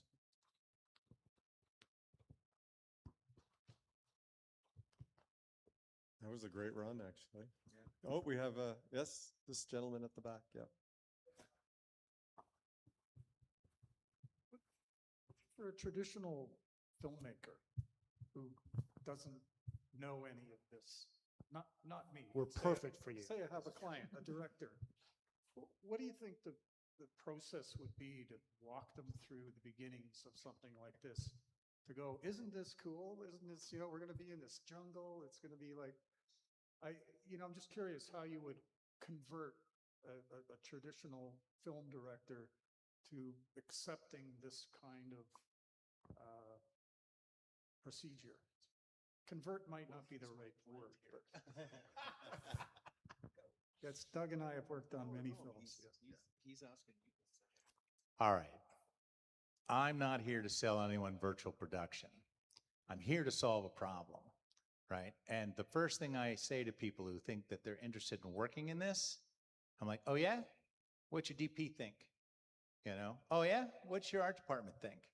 Oh yeah? Because I'll tell you, if your department heads, if any single one of them doesn't want to work this way, we're going to have a real bad time. And Clint Spillers, God bless him, called me up and said, yeah, James doing some interesting work. But a lot of people in virtual production have had some bad times. So don't be part of a bad time. So that means really making sure that the creative team wants to shoot this way.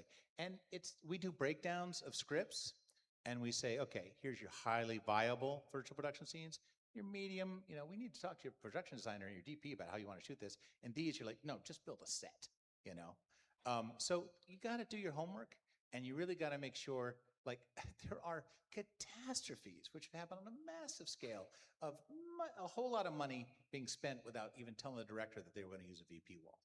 That's a bad time, So really make sure that everyone understands how to use it, create the forum for ideation, and because you don't want to convert, you're not going to convert anybody, right? What you're going to get is someone who wants to get to work. So I'm not going to say you need to convert someone, but I can say find out why it was a bad time. That's right. Find out why it's a bad time. And I'll tell you, here's a story, right? I'm not going to name the show, whatever, but this happened very recently for a show that just came out, right? And someone said, I was like, oh, virtual production was a nightmare because basically they came up to us and they said, here are 3 lighting scenarios, pick one, and that's the only choice you have, right? Because they had to bake out the lighting. After that, you're done. You can't move, you can't change anything. So that's not a good choice. You want to be able to move the lighting on the fly. You're not going to say to a DP, where do you want that light? Because that's the only place it's going to be all day tomorrow. That's it. You don't Put have up the any New York choices. scene. Put up the New York scene real quick. I'm going to show you what we're working on the High Line. This is after a call with the scope it took me, it was just like, look, I'm not sure if you're going to get the gig, but here's what it is. And this guy does procedural work in, God, what is it, Maya, Max, Houdini. And he's one of those guys who can't stop once he gets an idea. So we just kind of lay it out there and thank God bless him. Hi, Matthias. He just does incredible work procedurally, so very fast. He's proving things to himself. So this is like 3 days. He gave me something out of just an initial request. We did a location scout. We took some photos of the area and that sort of thing. I actually had to take some stuff out that is unique to the show, but you will see basically, yeah, it's a very work in progress. So this asset I'm about to show you is the beginning of a conversation. It's a bit of New York. It's way too clean, right? And honestly, 80% of this asset is going to be at night. You know, but it's going to be up 90% of the time. It takes place in an apartment overlooking the High Line, and the apartment is 80 feet long, floor-to-ceiling glass, right? And so as it comes up here, it's not quite loaded. Yeah, so this is designed. This is street level, but see here. I think the sky is turned on. Oh, you went to night, right? All right. That's, you see this. They didn't design the sidewalk because I never see the sidewalk, right? Could you actually? Let's go to the roof. Can you take me up to like let's see here. Oops, sorry. Yeah, look over there. Yeah, go up. Let's go to the top one. See those the water tower over there? Go over there. Yeah. Turn it a little bit. 45 degrees to the. Okay, a little lower, please. A little lower. Let's get the. Yeah, that's good. Down. I want to see the foreground there. That's good. All right, and I like that light, but it's almost magic hour. Can you lower the sun just a little bit? Okay, so you see what's happening here? This is for free. I'm getting this for free. I'm getting immediately. I'm getting the reflections off the clouds. I'm getting reflections that are properly lit from how the sun is exposing the clouds on the other side. And honestly, if we move the sun a little bit, okay, I'm getting shadows here for free. And go ahead and bring the sun up just a little bit. See what happens. Yeah, kind of washed out there. Move the cloud base a little bit.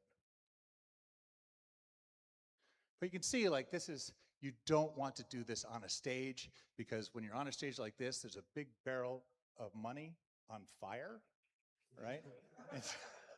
So you really, this is a conversation that you have elsewhere, and you set your camera. But I'm just showing it off here just to show you, like, you know, the sort of level of control. But this is way too clean. But it's the beginning.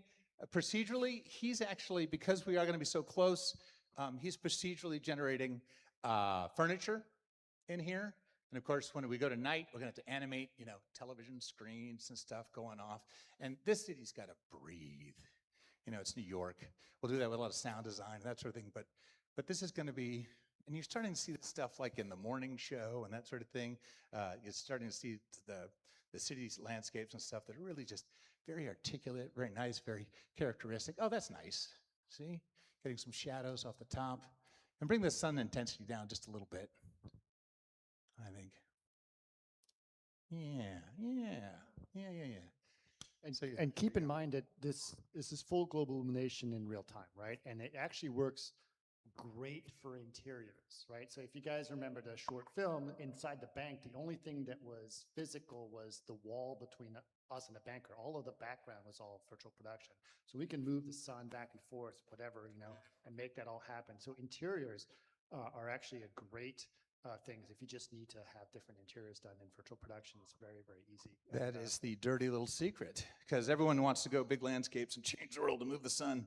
But I can't tell you, like, filming interiors, it's just virtual production is perfect for it. And when they get the focus stuff in, the depth of field stuff in, and they can articulate that stuff, you know, there's also, like, with these keyers, I'm going to play around with blue screen, because honestly, the defocus and you remove the LED wall, I don't know, there's some experimentation there I want to get to. But yeah, when they get that proper focusing based on the ASC numbers, you know, the actual lensing numbers. It was quite funny. Vlado was in a back room when we were doing the shoot, and we were running out of the bank, and he's like, "Why did you stop running?" And I was like, "Because we would have hit the wall." Didn't realize that we were at the wall, because in camera it looked like the wall was really far away. So again, this is the beginning of a conversation. The director will be there, the production designer will be there, the DP will be there, and the virtual arts partner will be there. And you know, to me, for the DP, I want to give them their movie back. They didn't have it before.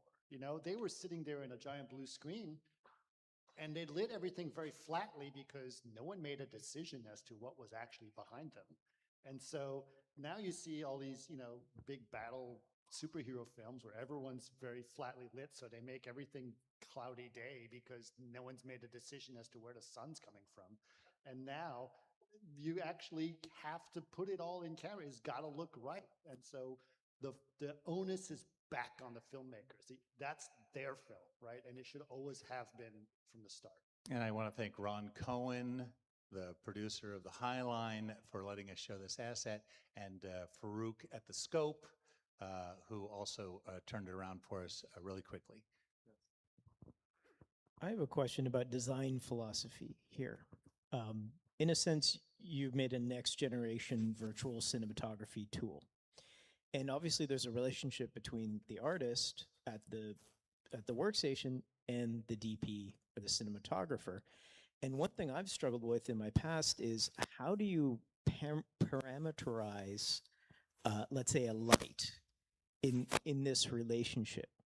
You know, back in the day, a light would have intensity, which would be analogous to the amount of voltage applied to the light, which isn't really useful for, I think I lost my mic, but it isn't, I'm good?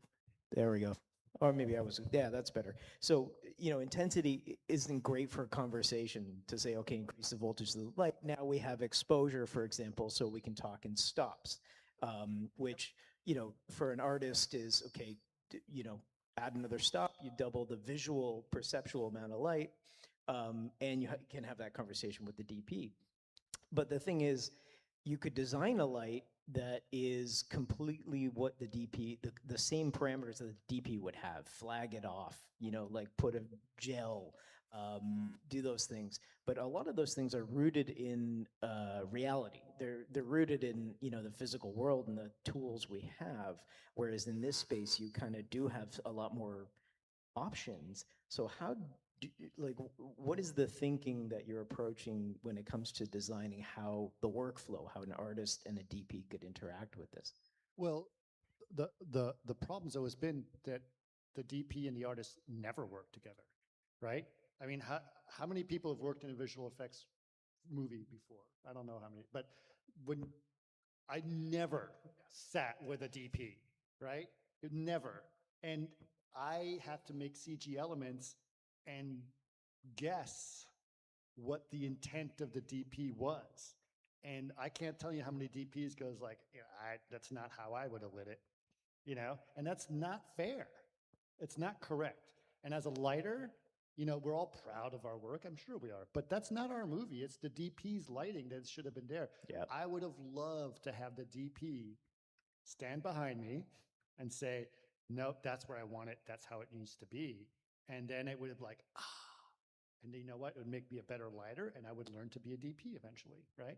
And Yep. that's what it should be. And essentially, that's what we're doing here, right? Where the artist of origin can be on the same set and work with the art department and the camera department and compose the correct environment and lighting that the cinematographers intended and get real-time feedback. Yeah. To that point, though, I would say that all the time when I've always worked with VFX people, typically I found what's happened is we would light something in such a way, like let's say, oh, we're gonna put this person into some background. So then I would say, okay, show me what the background plate is, whatever. I would look at it, sun's coming from the left, you do it, so that would light it. Now, if they have to create so say they have to create a CG character that's going to go in there, they're going to build this character. To me, I always thought they've got no need to talk to the DP anymore because they came on the set and they actually scanned, like they HDR'd all the lighting and everything. So now what they're doing is going to sort of follow these rules kind of. So I think that's the thing when you said, you know, like I would be shown the results. The director and I might go into a VFX house thing. They project it. We'd look, oh, that looks amazing. And then they would start apologizing for, oh, but we're going to clean this up. And we go, what are they talking about? This looks great. Okay, knock yourselves out. Make yourselves happy. But I don't think I was usually in the position, except actually maybe in doing virtual production, where the first thing I'd been taught before I did it, and I did a lot of research, and I asked somebody who'd done it, and they said, the biggest thing I learned is be all over the people that are making this asset, because that's what you're going to be stuck with. And so you really want to watch what they're doing, because if you have to recreate things that extend into the foreground light-wise and stuff, make sure that you can do it. And, you know, you've got a giant hemicircular, you know, wall in your way, you know, can you get the lighting angles that will allow you to do that? All these various things. So in that way, you'd sort of interact with them. But a lot of the time, I would say in VFX, that was the way it would work, is making sure that you agree. But with what I see here, correct me if I'm wrong, it sounds like, yeah, we can come to agreements about the way the sun is oriented to these buildings and the direction that works and everything, but it makes it look like we can say, make it 4 o'clock in the afternoon. And then I'll work on the interior of the room based on what this thing looks like. Yeah, it's a little more than that too. Like there's a new job. There's one of the best digital gaffers in the business is a guy named Safari, who used to work at a place called Happy Mushroom, now Narwhal. Hi guys. But yes, there's the main light, just like a gaffer does. Give me my key light, right? But then you can start painting this. You're there to work with a digital gaffer who will learn how you make your choices. Because I've seen it happen. A digital gaffer will work with you, and you will light the scene before, you know, you're in prep, right? And you'll make those decisions. And I've seen it happen where the DP is just like, no, I want it, you know, down low, and I want it, you know what I want, you know, and then split, you know. And so these digital gaffers are learning how to light. And they will, like, you know, you want to put a 12K over there. You want to, you know, you want to actually want to have that a rim light on that building, and you're involved in all that discussion. So yeah, I think that the DP's involvement only articulates, you know, your creative decisions. I mean, you get to make them up front now. Sorry, I had a question. Since manning and building out this place in the past year, the momentum that we've been trying to build around it, talking to DPs, the stories you just stated are the ones I hear. I wasn't at the ground level with the asset. I wasn't at the ground level of the design. And when I ended up in the volume, it became a struggle because we had made our decisions and now we can't change it, right? Which is completely ironic given what the volume is intended to do, right? Which is to be dynamic, to be able to change, right? So what you just said there is so prescient and so important, and that's the lesson of the day. It's how do we make sure we bridge your world and this world to get the proper picture out of this volume. Just on the topic of lighting, but more technical, what are the limitations of how many 3D lights you can have in a scene since this is ray tracing? How many you got? I don't know, a whole street full of I've seen lights. 30,000, I've seen 60,000, I've seen 100,000, it doesn't matter. I'm going to light this whole city.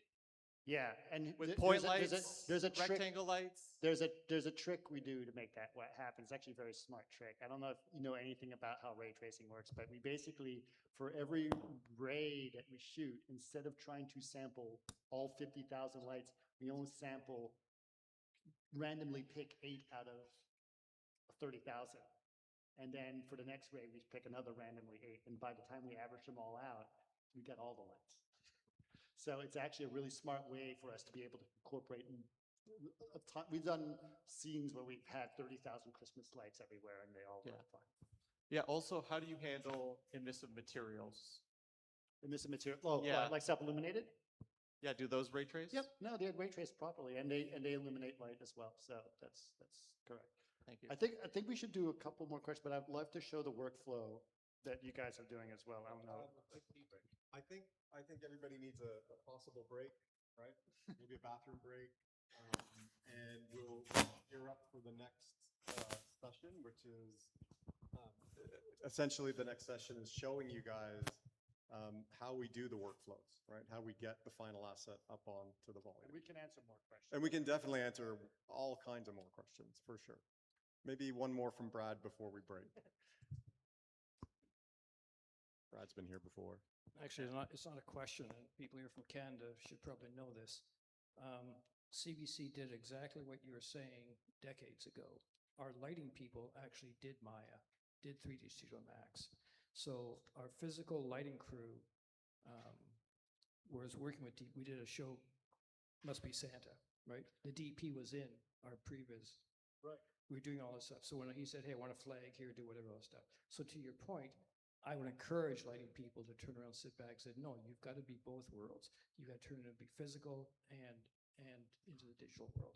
Because that's where we were at CBC. That's why we developed WYSIWYG, did all that sort of stuff. So that's why I'm just to your point. Yes, you have to do that as a lighting person. So absolutely, I remember I was working on a Scion commercials ages ago, and it was a completely CG world, and then our director hired a DP who wasn't holding a camera, but basically composed every shot with us the way it would have been done normally. And we did and we learned, honestly, all the lighters were so grateful for having that DP there to be able to compose it correctly and do the right. There were so many subtle choices that are done by a proper DP, and the DP felt so thankful to be involved in the process and be able to do it, because CG is not evil. It's just that when you separate the people and you don't allow them to work together, that's a little bit. Actually, one of the other things they did is they exposed short ends of film so that we could add the grain that they intended on the end as well. So it was really kind of a beautiful thing. So should we do our break now? I think we should do a break. Thank you.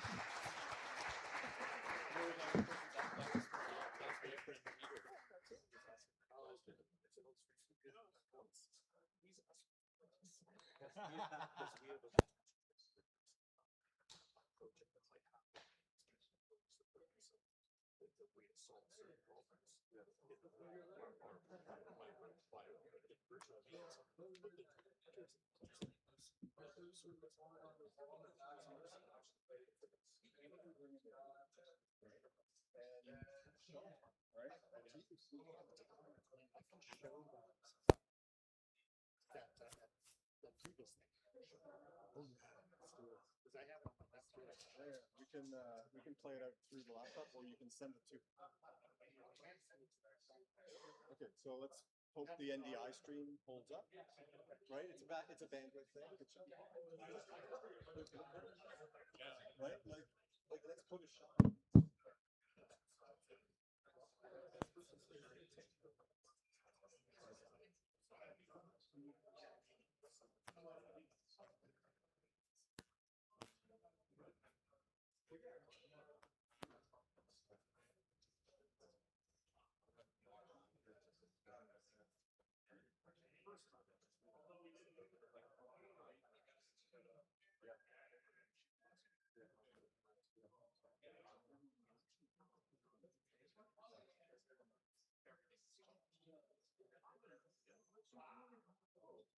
So you see what I'm saying?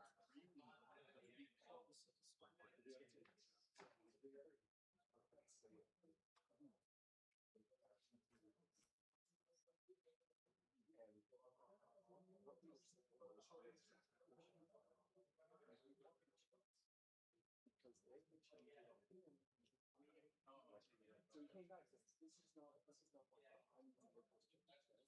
Yeah, we broke down the shot together. This is completely opposite. Yeah.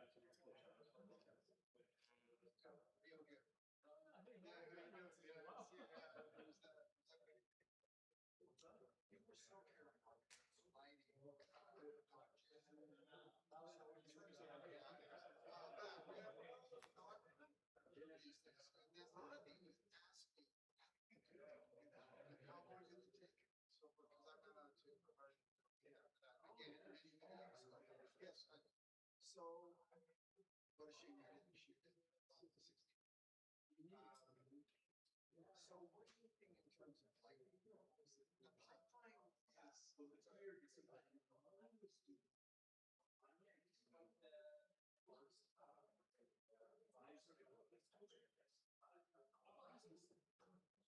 so you're doing it at advertising. Oh no, it's not commercial.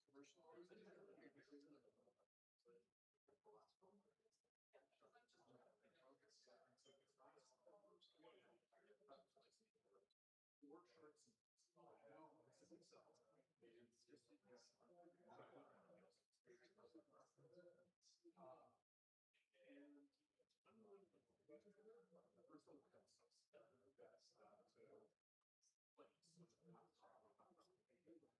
And now he's calling you to go see the splats. Well, that's a switch. So played with the others. I was wondering about the jet launches. Yeah, So it's doing the lighting because it's so bright.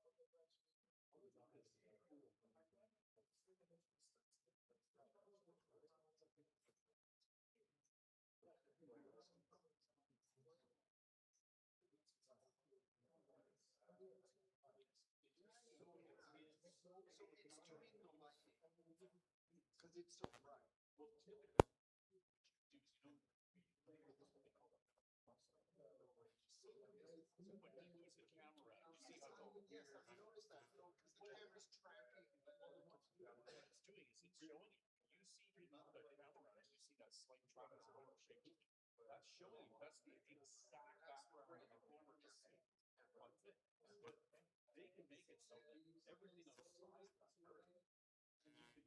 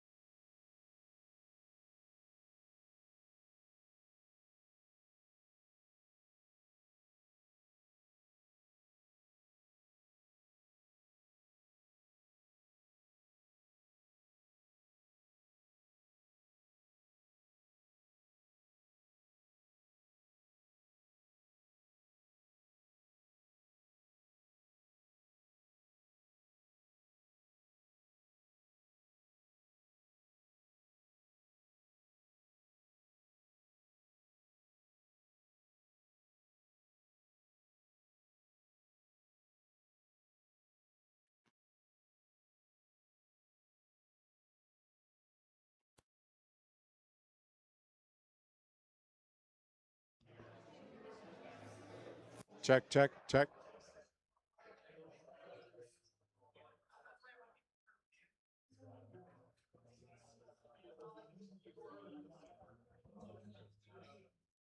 It's green. Yeah, I want to get everybody seated so we can end it.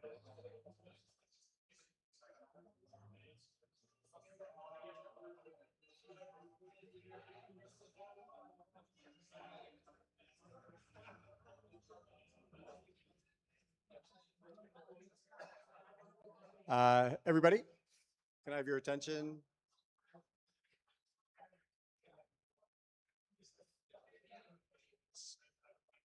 So the day was planned to be a 1 to 5 day, and I'll be completely honest with you. That stretch of 4 hours, I didn't really anticipate that going that way. And James said that he talked a lot, and sure enough, him and Christopher certainly did that. I'm truly grateful for their presence here. It's wonderful to have them. So this next session is kind of going through the workflows that we just talked about up here. And the one accolade that I didn't give us at the top of the day, at the top of the session, was the team that's been assembled here. I have to give them like just massive kudos, because inside the time that we deployed Chaos, they were already building pipeline stuff right out of the gate. And I think James and Christopher will attest to that. They really felt that way. So Jatinder, Darsh, Iyad, thank you very much. Right? Perfect. Okay, you can take it away. Test, test, 1, 2. Can everyone hear me just fine? Yeah. So that was a fantastic demo by Chris and the team. Honestly, it kind of took over everything that we do. I know that I'm going to be talking from behind everyone, but feel free to look in front and to the side as we do this demo. So my name is Iyad. I am a VAD artist and volume operator here at Strada. Next to me is Darsh. He's also a VAD artist and operator here as well. And JT, our VAD department team lead. So we, the VAD department, as you may probably all know, are in charge of creating film-ready environments for all kind of virtual productions. So environment creation, well, we've talked a lot about it, and we've talked about how DPs need to, communicate with us a lot, but it's complex. And a part of making it smooth to, communicate interdepartmentally and to talk with productions is to maintain a steady, safe pipeline that can be communicated across all different departments here. A lot of us here in our department are visual effects trained. We are used to asset and folder structures that are being shared. I myself am a Sheridan graduate, and I was trained. Whoever said who? Hi. Sheridan alum here, and I myself was trained actually in these kind of organizational structures, right? How different departments communicate, and specifically USD. USD is being used across many, many visual effects studios, and it's slowly becoming a universal standard for a lot of us here. So when I joined the VAD department here, and we were, using game engine, context and frameworks, it threw me in for a loop personally, right? It was a whole new software I had to learn, a whole new software I had to become comfortable with, and it's a whole different organization. You tend to follow a game engine form of organization, not a visual effects standard organization that many of us may be used to. So when we heard about Arena, we were all extremely excited, honestly. It felt like we were taken aback to a workflow that we're all very familiar with here in our department, right? It felt like out the gate, what I'm seeing is what I'm getting, Visivig was the term, right? Was it? So we can take the Helios thing out, or their config out, topology here. So today's demo we've prepared for you is going to cover just our workflow, how we've been using Arena Live, how we have been using USD specifically, how we've been organizing our folders and sharing them, and also tools that we've been developing even for the V-Ray side that makes it all exciting. And more than anything, how versatile it all is, right? From Maya, Max, Houdini, you name it. Okay, So if I'm going to just jump right in, y'all want to say something? Okay. I'm going to jump right in. If we can just take that image off. Okay. So just to bring everyone up to speed quickly, this machine is going to be my workspace machine, and I'm going to be remoting into what we call here our editor, or sorry, our operator, which is running our wall. So this is our operator with our Vantage and our Arena server. And just, I'm going to minimize my remote session here. This is going to be my workspace. The environment you're seeing in front of you is an environment that we have made with many different softwares. So I have 3 projects open, a Houdini, a Maya, and a Max. Houdini will be, like, for the sake of this demo, simply the rendering department, the department that puts it all together. I don't like using the term layout, but because layout tends to be thought of in pre. This is later. I'll skim through this quickly, but this is an environment that was given to us by the Chaos team as a V-Ray file. We have changed it into a USD context. It's fairly simple here. I just grabbed a bunch of geometry from the file. I have a bunch of foliage in my OBJ context. And in my stage, Solaris, for those of you who don't know Houdini, is your USD kind of context read-in, is just taking in these files in different layers. I have my scene geo layer that's just taking in the simple like terrain, the road blends, some of the fences, the props. And I've separated also into a foliage layer just for the sake of optimization for other departments. Other departments don't need all of this information. I'm also putting in my truck in the middle that we will be expanding on as this presentation goes. That is going to be, let's say, the asset or the hero asset of this shot, right? I'm just moving it around and I'm just making sure that our sublayers are defined for the files that we'll be sharing. I'll get into that in a second. We put it all together in one sublayer and I share materials. So as Chris mentioned in his demo, currently Arena supports V-Ray materials, MaterialX materials, and USD preview materials. In this one environment, I've done both MaterialX and V-Ray, just for fun, if I'm being honest here. So I have this, like, for example, terrain here is using V-Ray, while some of the foliage is like this dry shrub mat here, just using MaterialX. This whole project is being saved and written into one network drive right up here that all other departments are reading and writing to, right? So if I go into my scenes, which is my main project layout, and I go to my desert road here, this is the file that I end up exporting at the end, right? Now, one thing I want to mention is just the stage geometry here. It was kind of mentioned early on, but we always put in one stage geometry in our scenes that will basically represent, it's a big reference to us of where we're going to start our environment in. Typically, in many productions, if I'm being honest, this thing moves around all over the place. But this also defines to us where in Vantage or Arena we will be spawning. So with this Houdini environment ready, I will do like just one change to present to you how the Maya and Max are reading it. So if I just go to my transform node here, and let's just say I want to move my truck slightly. So let's say I want to put it to the side like that.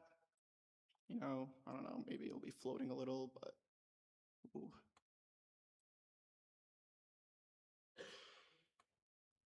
Just like that, right? And just to give you clearance here, this Maya file is reading the same exact USD. If I now just do a simple flatten export, I'm just keeping the references and everything within that one folder structure you saw outside. That's still being written and read into this one network drive. Click that. And this network drive is a key part of things. I know the topic of version control in USD is pretty famous. Oop, that's weird. I think, so this is usually coming because we moved this demo project into a different machine. I believe just one reference being missing. But I'm confident that the USD actually worked. Because if I now go into Maya and I just do a simple reload, or sorry, I gotta reload the geometry, there we go. We just see our truck immediately jump in. So this Maya file could be our animation department or animation artist working on this. They only need to be reading the scene geo. Maybe they're animating the truck, making it bumpy, you name it. The possibilities are endless here, right? So now let's say, after this whole thing, that we now want to make a revision. JT, you can expand more on the modeling side of this, right? Hi, guys. So think of me as thank you, Yad, for the demo. And let me expand more on how different departments can work on the same USD file. So I'll just go to Max here. That's my piece of software. Oh, sure. Yeah. I'm so sorry, y'all. I forgot to show you guys how it updates live onto the wall. Sure, we're launching. All right. So just the operator machine. So let me just relaunch it once. So to show you guys how easy it is for the updates to happen real time. So just render the same scene here.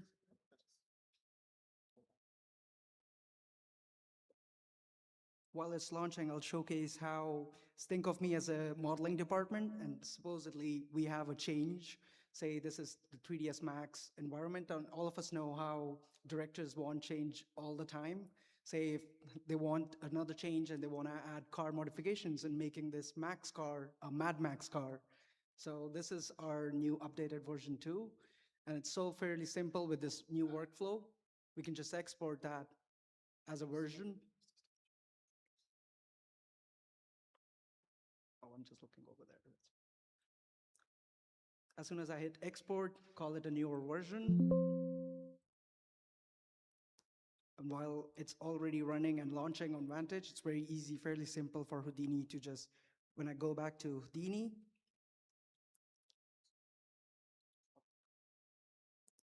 I can go back to my truck and just load the new geometry. And there you go. That's fairly simple.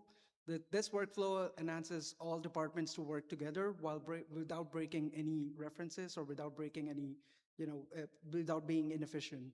So I'm gonna pass the mic back to Iyad so he can launch it back. Yeah, apologies everyone. I forgot to show you guys just simply how with an operator sometimes lighting gets in. Usually there's a little checkbox here called auto load vantage file. It auto loads lighting information. Seems like we had to make sure we click it. But normally after we launch a scene, we do have the ability to now launch with this vantage file.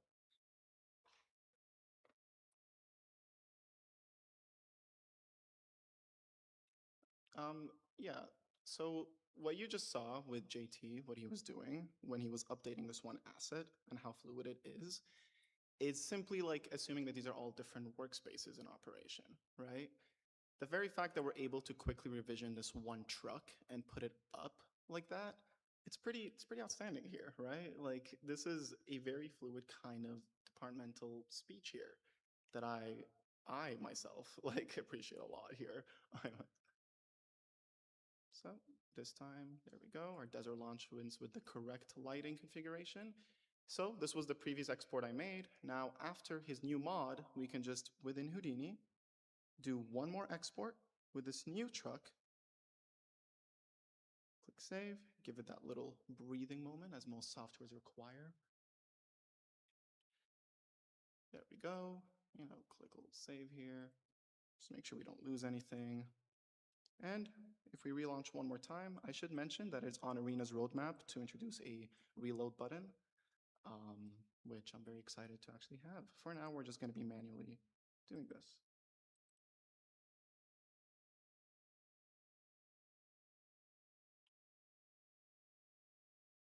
Ooh, it's also strong to mention how quick these launches are. I myself, I'm so used to a time where I wait a minute or two just to come in for things. I've stress tested the software a lot, and I can safely tell you I have not seen an environment that takes longer than 30 seconds to come up.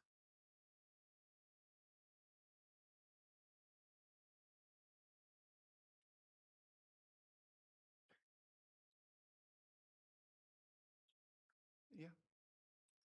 I should mention the reason behind that amazing performance is because of our Blackwell GPUs that we have installed. And there we go. We have our truck with the modifications in place. Wow, how pretty. All MaterialX, all V-Ray, and all still easy to control here, right? We have our full integration in place. So, all of this is awesome, but us in the VAT team, we've been trying to standardize USD, but we've been building a lot more tools for our V-Ray pipeline. So I'm gonna give the mic to Darsh. He'll show you guys a bit more about that. Hello guys. Thank you Yad and JT for the demo. I'm quickly gonna launch one more environment we have been working on based on this pipeline. It has been quite fun to work with USD and quick updates on the assets.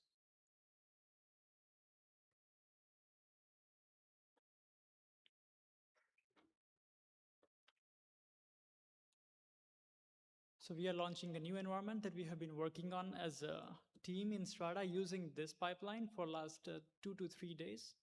To be honest, it's a quick turnaround. 3 days is quite fast for an environment to be completely done and working. I'm excited to show after this environment some of the in-house tools that we have been working on. It's gonna take about 10 seconds max to launch this, and then I'll show you how a Vantage lighting config works.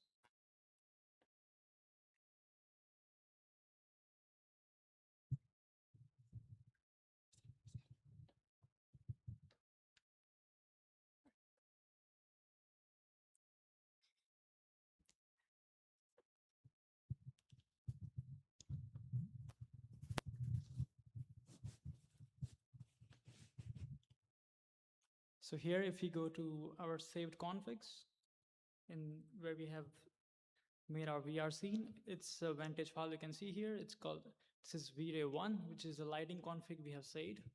Let's say DP agreed on a sun position that's different than we have currently spawned on the stage. We can just double click this. It's gonna update the lighting, update the stage position, update the whole level according to the DP's choices on a particular day. So this is the environment we have been working on for about 3 days using USD pipeline. It's completely customizable.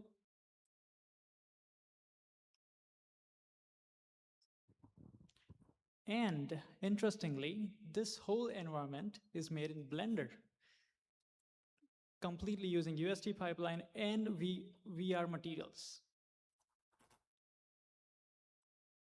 We have been using Chaos's new launch, V-Ray for Blender. It's their hot new release. And I'm very excited to say that I can work on my favorite TCC and export a scene on the wall.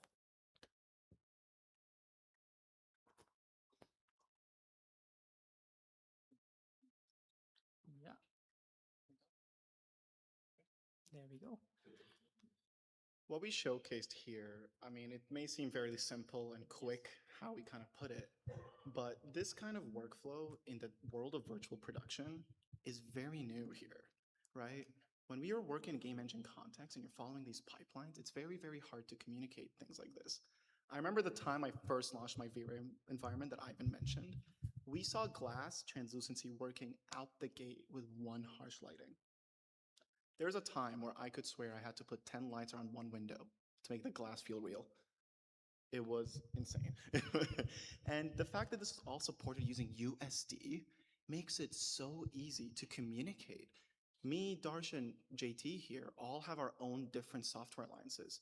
I love Houdini, JT's comfortable with Max and Maya, and Darsh uses Blender. Yet we were all able to collaborate on one environment all together, and in a span of 1 or 2 days, produce this environment. I think something that's kind of amazing about what these guys are doing is that they're all working in the application they want to work in, and they can go directly to the wall, right? If you're using the game engine ideas, it takes a lot of work to go from Houdini to Unreal. Like, it's a lot of work. And that most of the time and expense of a virtual art department is converting data to working on a game engine and optimizing the data to work on a game engine. So what I like to say is we want to put the art back in virtual art department and not virtual optimization department. You know, it just needs to be back. And these guys are showing what they're doing, and I see this environment, and I could just see Darsh was like so excited that he can work in Blender again and do what he wanted to do and do what he loves and be able to be an art department. And I'm so happy for all those artists to be able to, their tools, their choice, and do what they want and still have all of this stuff happen, so. And the beautiful thing about this whole workflow is this one truck that we've established is a whole different USD that many other departments can work on. is now an asset that we can move around to another environment, like James's city, for example. So I'm gonna launch it. I'll be honest, we have moved that city around. We have moved the city around while James was with us live, so the truck may not be in the exact same position, but nevertheless, we can give it a go here. So there it is, city truck.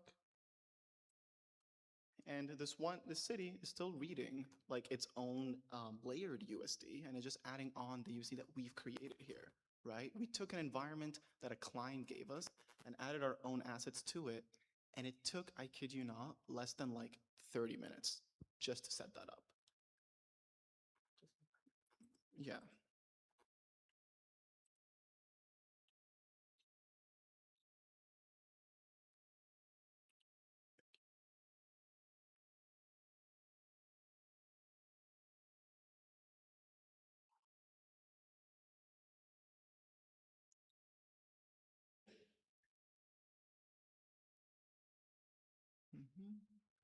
Ooh.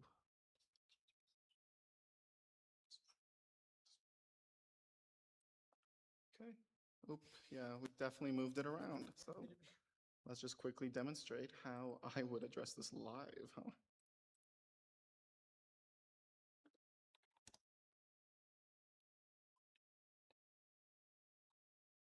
There we go. So let's find our truck here. Honestly, honestly. You think it's inside a building? Maybe. Could be. We don't even have them. It's Yeah. That's why I have I'm gonna GPS on come my to his Tesla defense to figure here. out what I put. We've gotten so comfortable with the tool, we're doing all this ad hoc. Yeah. So I just want to point that out, right? Yeah, I think we've definitely like messed We around a bit lost too it. much that we've lost our truck. Oh God, huh? Noble effort. Yeah, noble effort. It's in there. Keep looking. Let's try. Let's try. No, that you launched that. Let's try some other. I'm fairly confident. Okay, then. But you know what? I can quickly just open No. the Houdini file associated with this truck.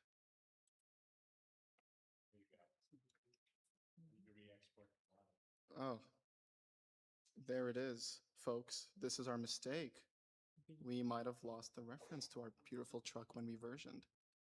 It's good. There we go. And with your city sublayer still there. Ooh. Sorry, I got excited over this It's an stuff, y'all. elevator. Sorry, I got. Is it in the building or? Is it still in the building? Let's just call this something new, like version 2. Wow. Final. Final. Whoa, that export was super quick. Look at that. That's it. And let's have fun together, y'all. Let's see if this just worked out the gate. Let's just.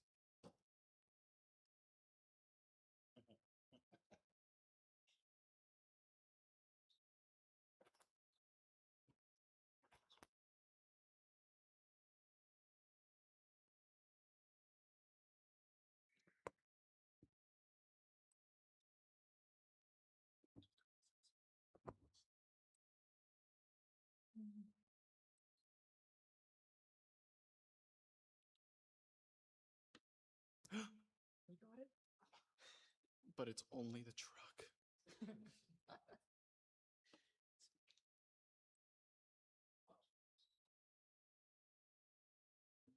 All right. Well, as things go in this world, we'll have to look into this a bit more. Let's make sure that I'm exporting this right. This is being read. I should also note to those of you who are Houdini people, we actually have a version of Vantage that works as a Hydra delegate. So you'll be able to see Vantage in your Houdini viewport live while you're doing things. So that actually makes it even easier for Houdini artists to be able to work live inside of Solaris with the Hydra delegate.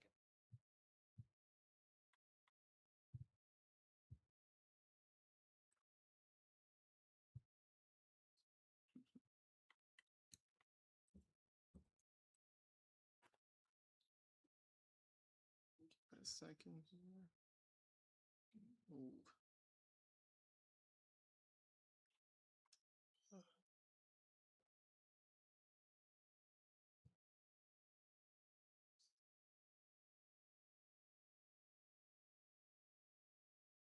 So now we're referencing the same asset. Double check everything to make sure we're reading from the same area. I believe my Houdini file here was localized. Whoa, that city is something else. All right. And let's go for it.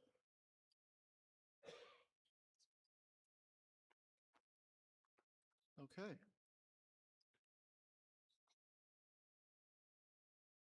You are watching live how the VAT department troubleshoots.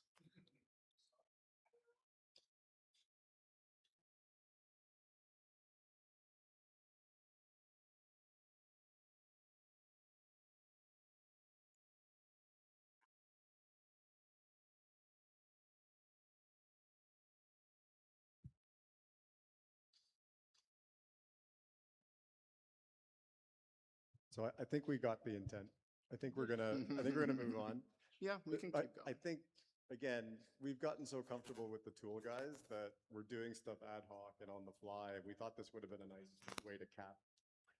Obviously, we need to work on our procedures, and that's normal. And I've done demos for the past 30 years, and this is exactly how it goes when you do something unplanned in a demo scenario. I think at this point, we'll let Iyad continue to go forward because he might be onto something here, but.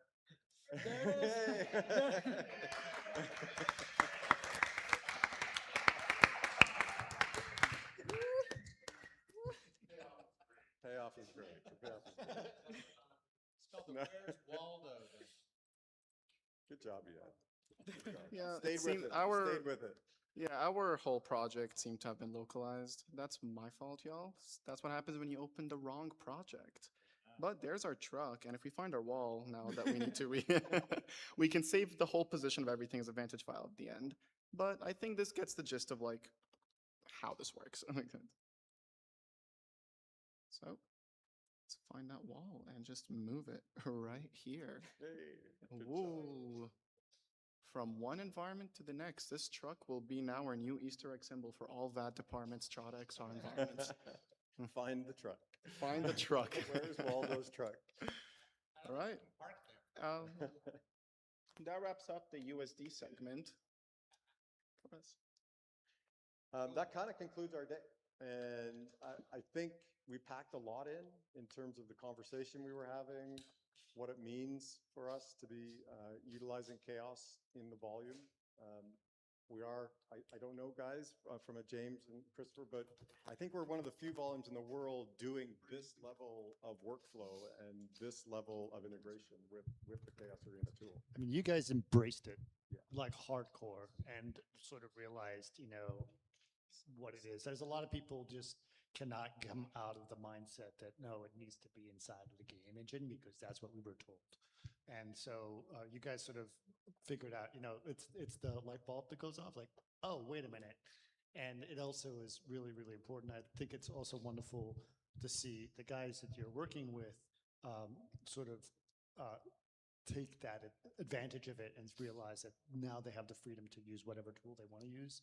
And that really is liberating for us, especially for students out there. They're like, well, I guess I have to learn something completely new, or worse, an old guy like me saying, I guess I got to learn Unreal or something. It's like, I don't want to do that. I want to keep working in what I do. So, and this sort of brings it back to that thing. And like I said, we want to bring the art back in art department, and you guys are doing that really, really well. And showing us stuff, honestly, the way that your workflow is, in a way that that is really, really great. I mean, even Darsh was showing me the Blender tool that he developed to basically make packaging of VRC files to the wall very quickly.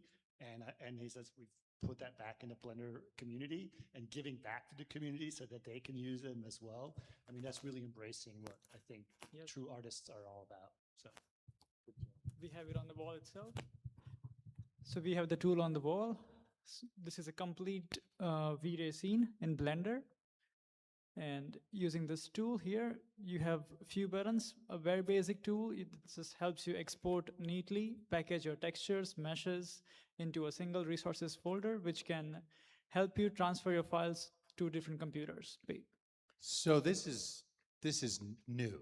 These guys saw a problem and wrote a tool that made it easy to export out of Blender. So just context for what you're looking at here. This is new. I wasn't kidding when I said we're agile focused, right? We bring to this whole development strategy that it is a development strategy, but focused around the artist, and then again, by extension, to the DP, right? And that's why a tool like that comes around. We have launched this tool, by the way. It's freely available on the Blender Marketplace. It should be very soon. Yeah. I have a question to follow up on that about the either Vantage or Arena. So is there that same ability to develop our own tools inside the platform? What kind of tools exactly? Off the top of my head, because we were talking about depth of field earlier, being able to read encoder data off of my fizz so that I could have the depth of field match. Well, we would have to be able to read it, right? So we would have to figure out what protocol you're using and be able to send that to Vantage. And as long as you can do that, then we can read it. But you can't, we don't have an API for Vantage the way that you would normally think of yet. But no, yeah, that's. Okay, so this is fantastic. This is, and Strada has, actually, it's the most well done demo of this I've ever seen. And this is installed in other facilities, by the way. It's at Nant, it's at Trilith, there's a couple other holdouts, that sort of thing. But the challenge now is, I mean, you see what it can do. The word now needs to get to the production level. And that's what I'm doing, is making sure that the shows start to show up. And my usual thing is like, hey, yeah, I mean, we do virtual production, and you can spend the money the way you're spending it. You do you. It's your budget. But me, I'm going to save tens of thousands of dollars per day, per scene when I work this way. So I'm getting those messages to the productions. I'm inviting directors in. They're getting excited. They're talking to their friends. And so that's where we are at this stage. Is obviously you can see it's a half a day to install. Time to tell the shows. So that's where we need to focus, I think, is really sort of, tell producers, have you heard the good news? Yeah, I mean, there's a lot. I mean, I don't know if we have time. It's a little late, but I'm sort of been obsessed about the fact that I want to use one asset that travels across the entire process and not have multiple departments do different things. And so the thing that I've been trying to do is sort of, okay, I know how to do post. That's no problem. I've been doing that for years. We got the virtual production stuff that we're doing now with this. And now I'm trying to go back to the previous side, the conceptual side of things, and how to use that asset all the way across there. So what I was doing, we actually have Vantage itself has the ability, standalone Vantage, not Arena, but standalone Vantage has the ability to read camera tracking. So just on itself. And so I was thinking, it's like, well, if I do that and I bring a camera and I can put a Vive Mars on the camera and I can move it around, then what if I took the feed from that camera and then I put it in front of a blue screen and then I put a person there, and then, okay, so if I do that, okay, I take those two feeds, how can I composite them together? I was like, well, how would a YouTuber do it? OBS maybe? So I did that, like bubblegum and duct tape scenario, and I was like, well, this is kind of working. And so we sort of planned that, and we've been planning to do another Western, but a more serious and a very dramatic Western. So we've been planning that, and we shot something basically on a blue screen for real cheap, real cheap. And it looks, I mean, the compositing, we can show it to you. I'll try to show it to you guys. But essentially, the thing is, I wanted the DP there, right? For the DP to say, let's plan the lighting, let's plan everything so that when we make the whole thing, it'll be ready to go. And then when we go to an LED wall, we'll know exactly what we have because we've shot it and we can shoot it. And I can do this in my living room if I wanted to and really sort of plan it out. So, because, you know, this screen is great, but I tell you, it's expensive when you turn all these lights on, just the electricity bill alone. So you want to make sure you use your time correctly. Right? And not sort of go, did that work? I don't know. You know, let's try something else.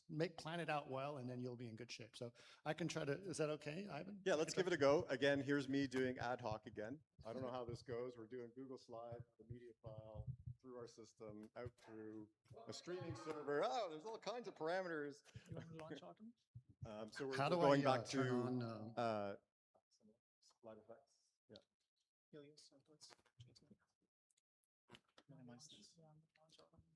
what was the system? that we're using?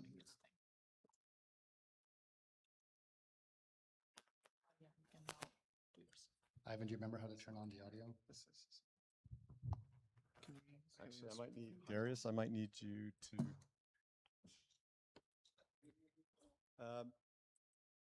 Forgot about the audio component through Google Slides here. No, not Google Slides, the screen cap, because I can just play a VLC from it. Because I turned it off. Oh, there you go. Audio source, system audio. Yep. Right. Let's try that. Yeah, let's give it a go. Again, ad hoc.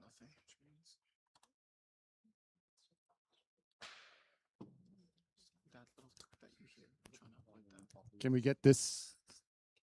From the sound. Is it going to play this? Yeah, we're just getting your Because screen. Darius can fix it. I just want to avoid it right now, so it's not like weird for them. No, it's coming through. I guess I want to turn off audio because they don't want to hear something. I'm getting nothing right now. No. Okay, let me try this one more time. Okay, that's fine. We'll do it this way. Hold on. Sure. Just 1 second, guys.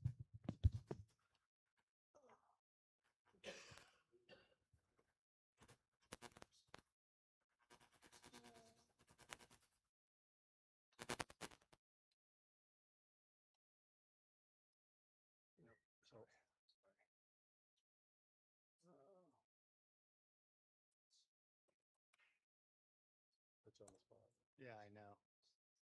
That's okay. Got it. Now, as we read email from Christopher's wife. Yeah. That's okay. Is it playing through there?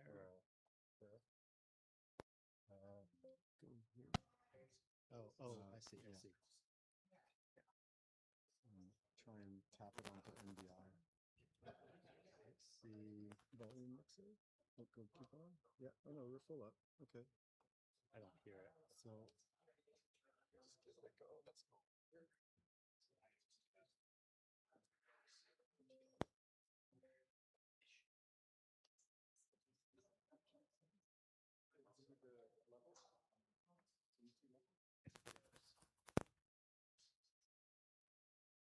You have it muted also?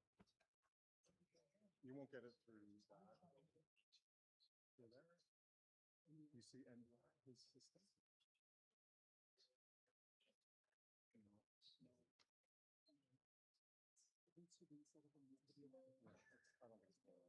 Okay.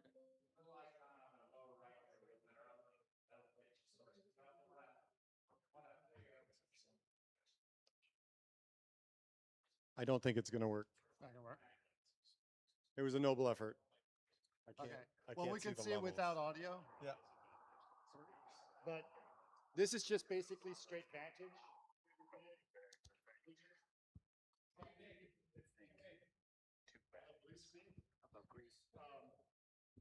We just copied people on blue screen, and You don't think we need biscuits? I ain't working without no biscuits. so we just were able to just shoot this, and we lit it the way it was, you know. And we shot this in probably about 4 hours total, edited it together, and then this is much more powerful previs than a bunch of Tylenol pills moving around the screen, right? And then the DP can sit there and say, plan the lighting, figure out what they want to do, all in the blue screen area. And this will help us plan for where we want to try to go for the future, right? And it was pretty easy. There was basically just the guys, and everything else is just blue screen. It's in a very small space that we shot this whole thing. And what was that? Yeah, this is a scene. This is an environment that I actually just got from Kitbash 3D because we're good partners with them, and we invited. And I just sort of set it up inside of Max or Maya. I forgot which one I used. And then I exported it out as a VR scene file or USD, whatever, and I just brought it into Vantage. And then I just positioned it the way I want it, and then the camera just moves relative to that environment. And then what I do is inside of Vantage, I say connect it. I use Tracker, and I select which tracking method I have. At this point, I use the Vive Mars, which uses 3D as a protocol, and it just captured the camera. So as I was moving the camera around, it was moving around with respect to the actors as well. So it was all tied together. No, it's just was using a Vive Mars. And then we used a Blackmagic camera. And then, you know, I was even getting depth of field. I would basically match the depth of field that we're using on camera so we can try to get the environment. Got enough that lower. It's coming through. And so listen, I want to fix all fixative post mentality, right? And even this music, we started to compose it for the scene while we're writing the script, right? So we can get the feeling of what this is. We want to see this as we're developing this. And for us, this is the most creative part of it. It's like, as we're writing the script, what does that look like? We can just shoot it right there on the blue screen. I'm going to hit the Jakes before it blows over. And at the end, we'll see, even there's a big effect at the end, and we was like, how we can do that? And it's like, we'll just take what we shot, and then we ran it through VO as an AI and just applied it, and it makes it look the way it was, and you'll see what it is at the end. But this is very effective at telling our story, and it was super cheap to make and be able to get the emotions that we wanted out of the story to make that happen. And, you know, we're using OBS. It's not super great pulling, but it was fine for what we need to do. There are better tools to be out there, but we're all creatives. We don't need to get bogged down in the technology about what we're doing. It's like, how is this going to tell the story? We'll get it well done when we do it, but for this moment in time, this is perfect for us to just move through it and just get our story down and have it being told. Because James had to use the Jakes, but.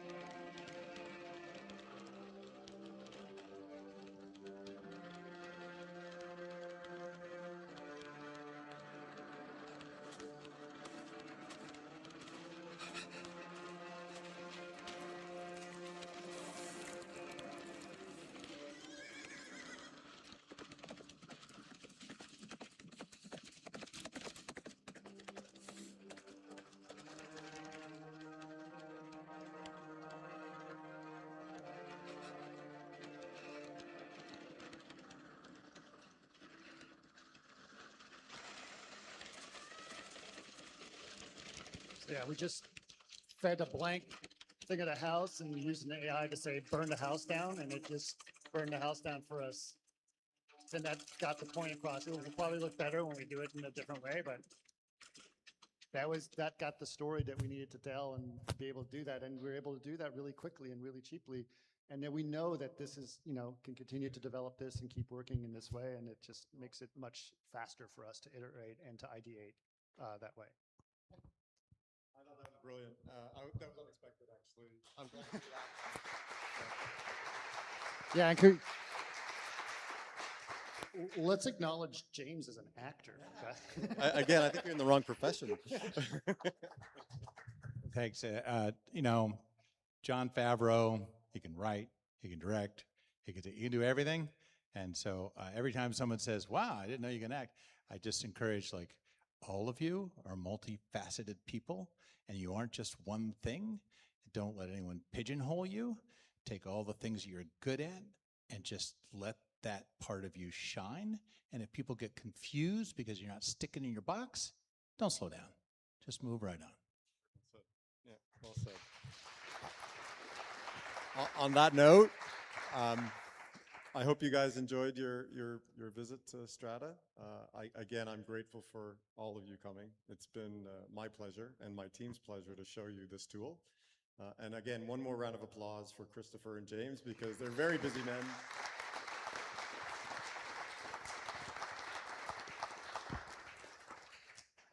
And last but not least, I don't think I thanked Steph Fagan from Keslo. And look at that, she came. Let's have a round of applause for Steph. No, on all seriousness, Steph at Keslo, as I said this earlier today, has been our champion, actually, in terms of what we're trying to do here in Momentum at Strata. So again, thank you. There's plenty more food, and the bar is still open. Please enjoy yourself. I'm not kicking you out. If you have more questions, if you want to network, please do so. We're here for you.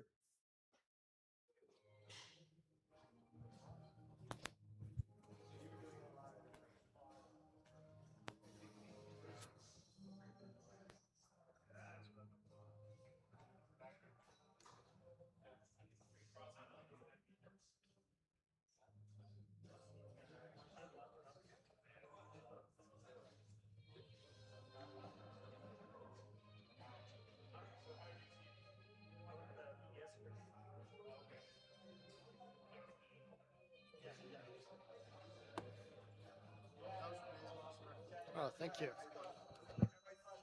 Cheers, thank you.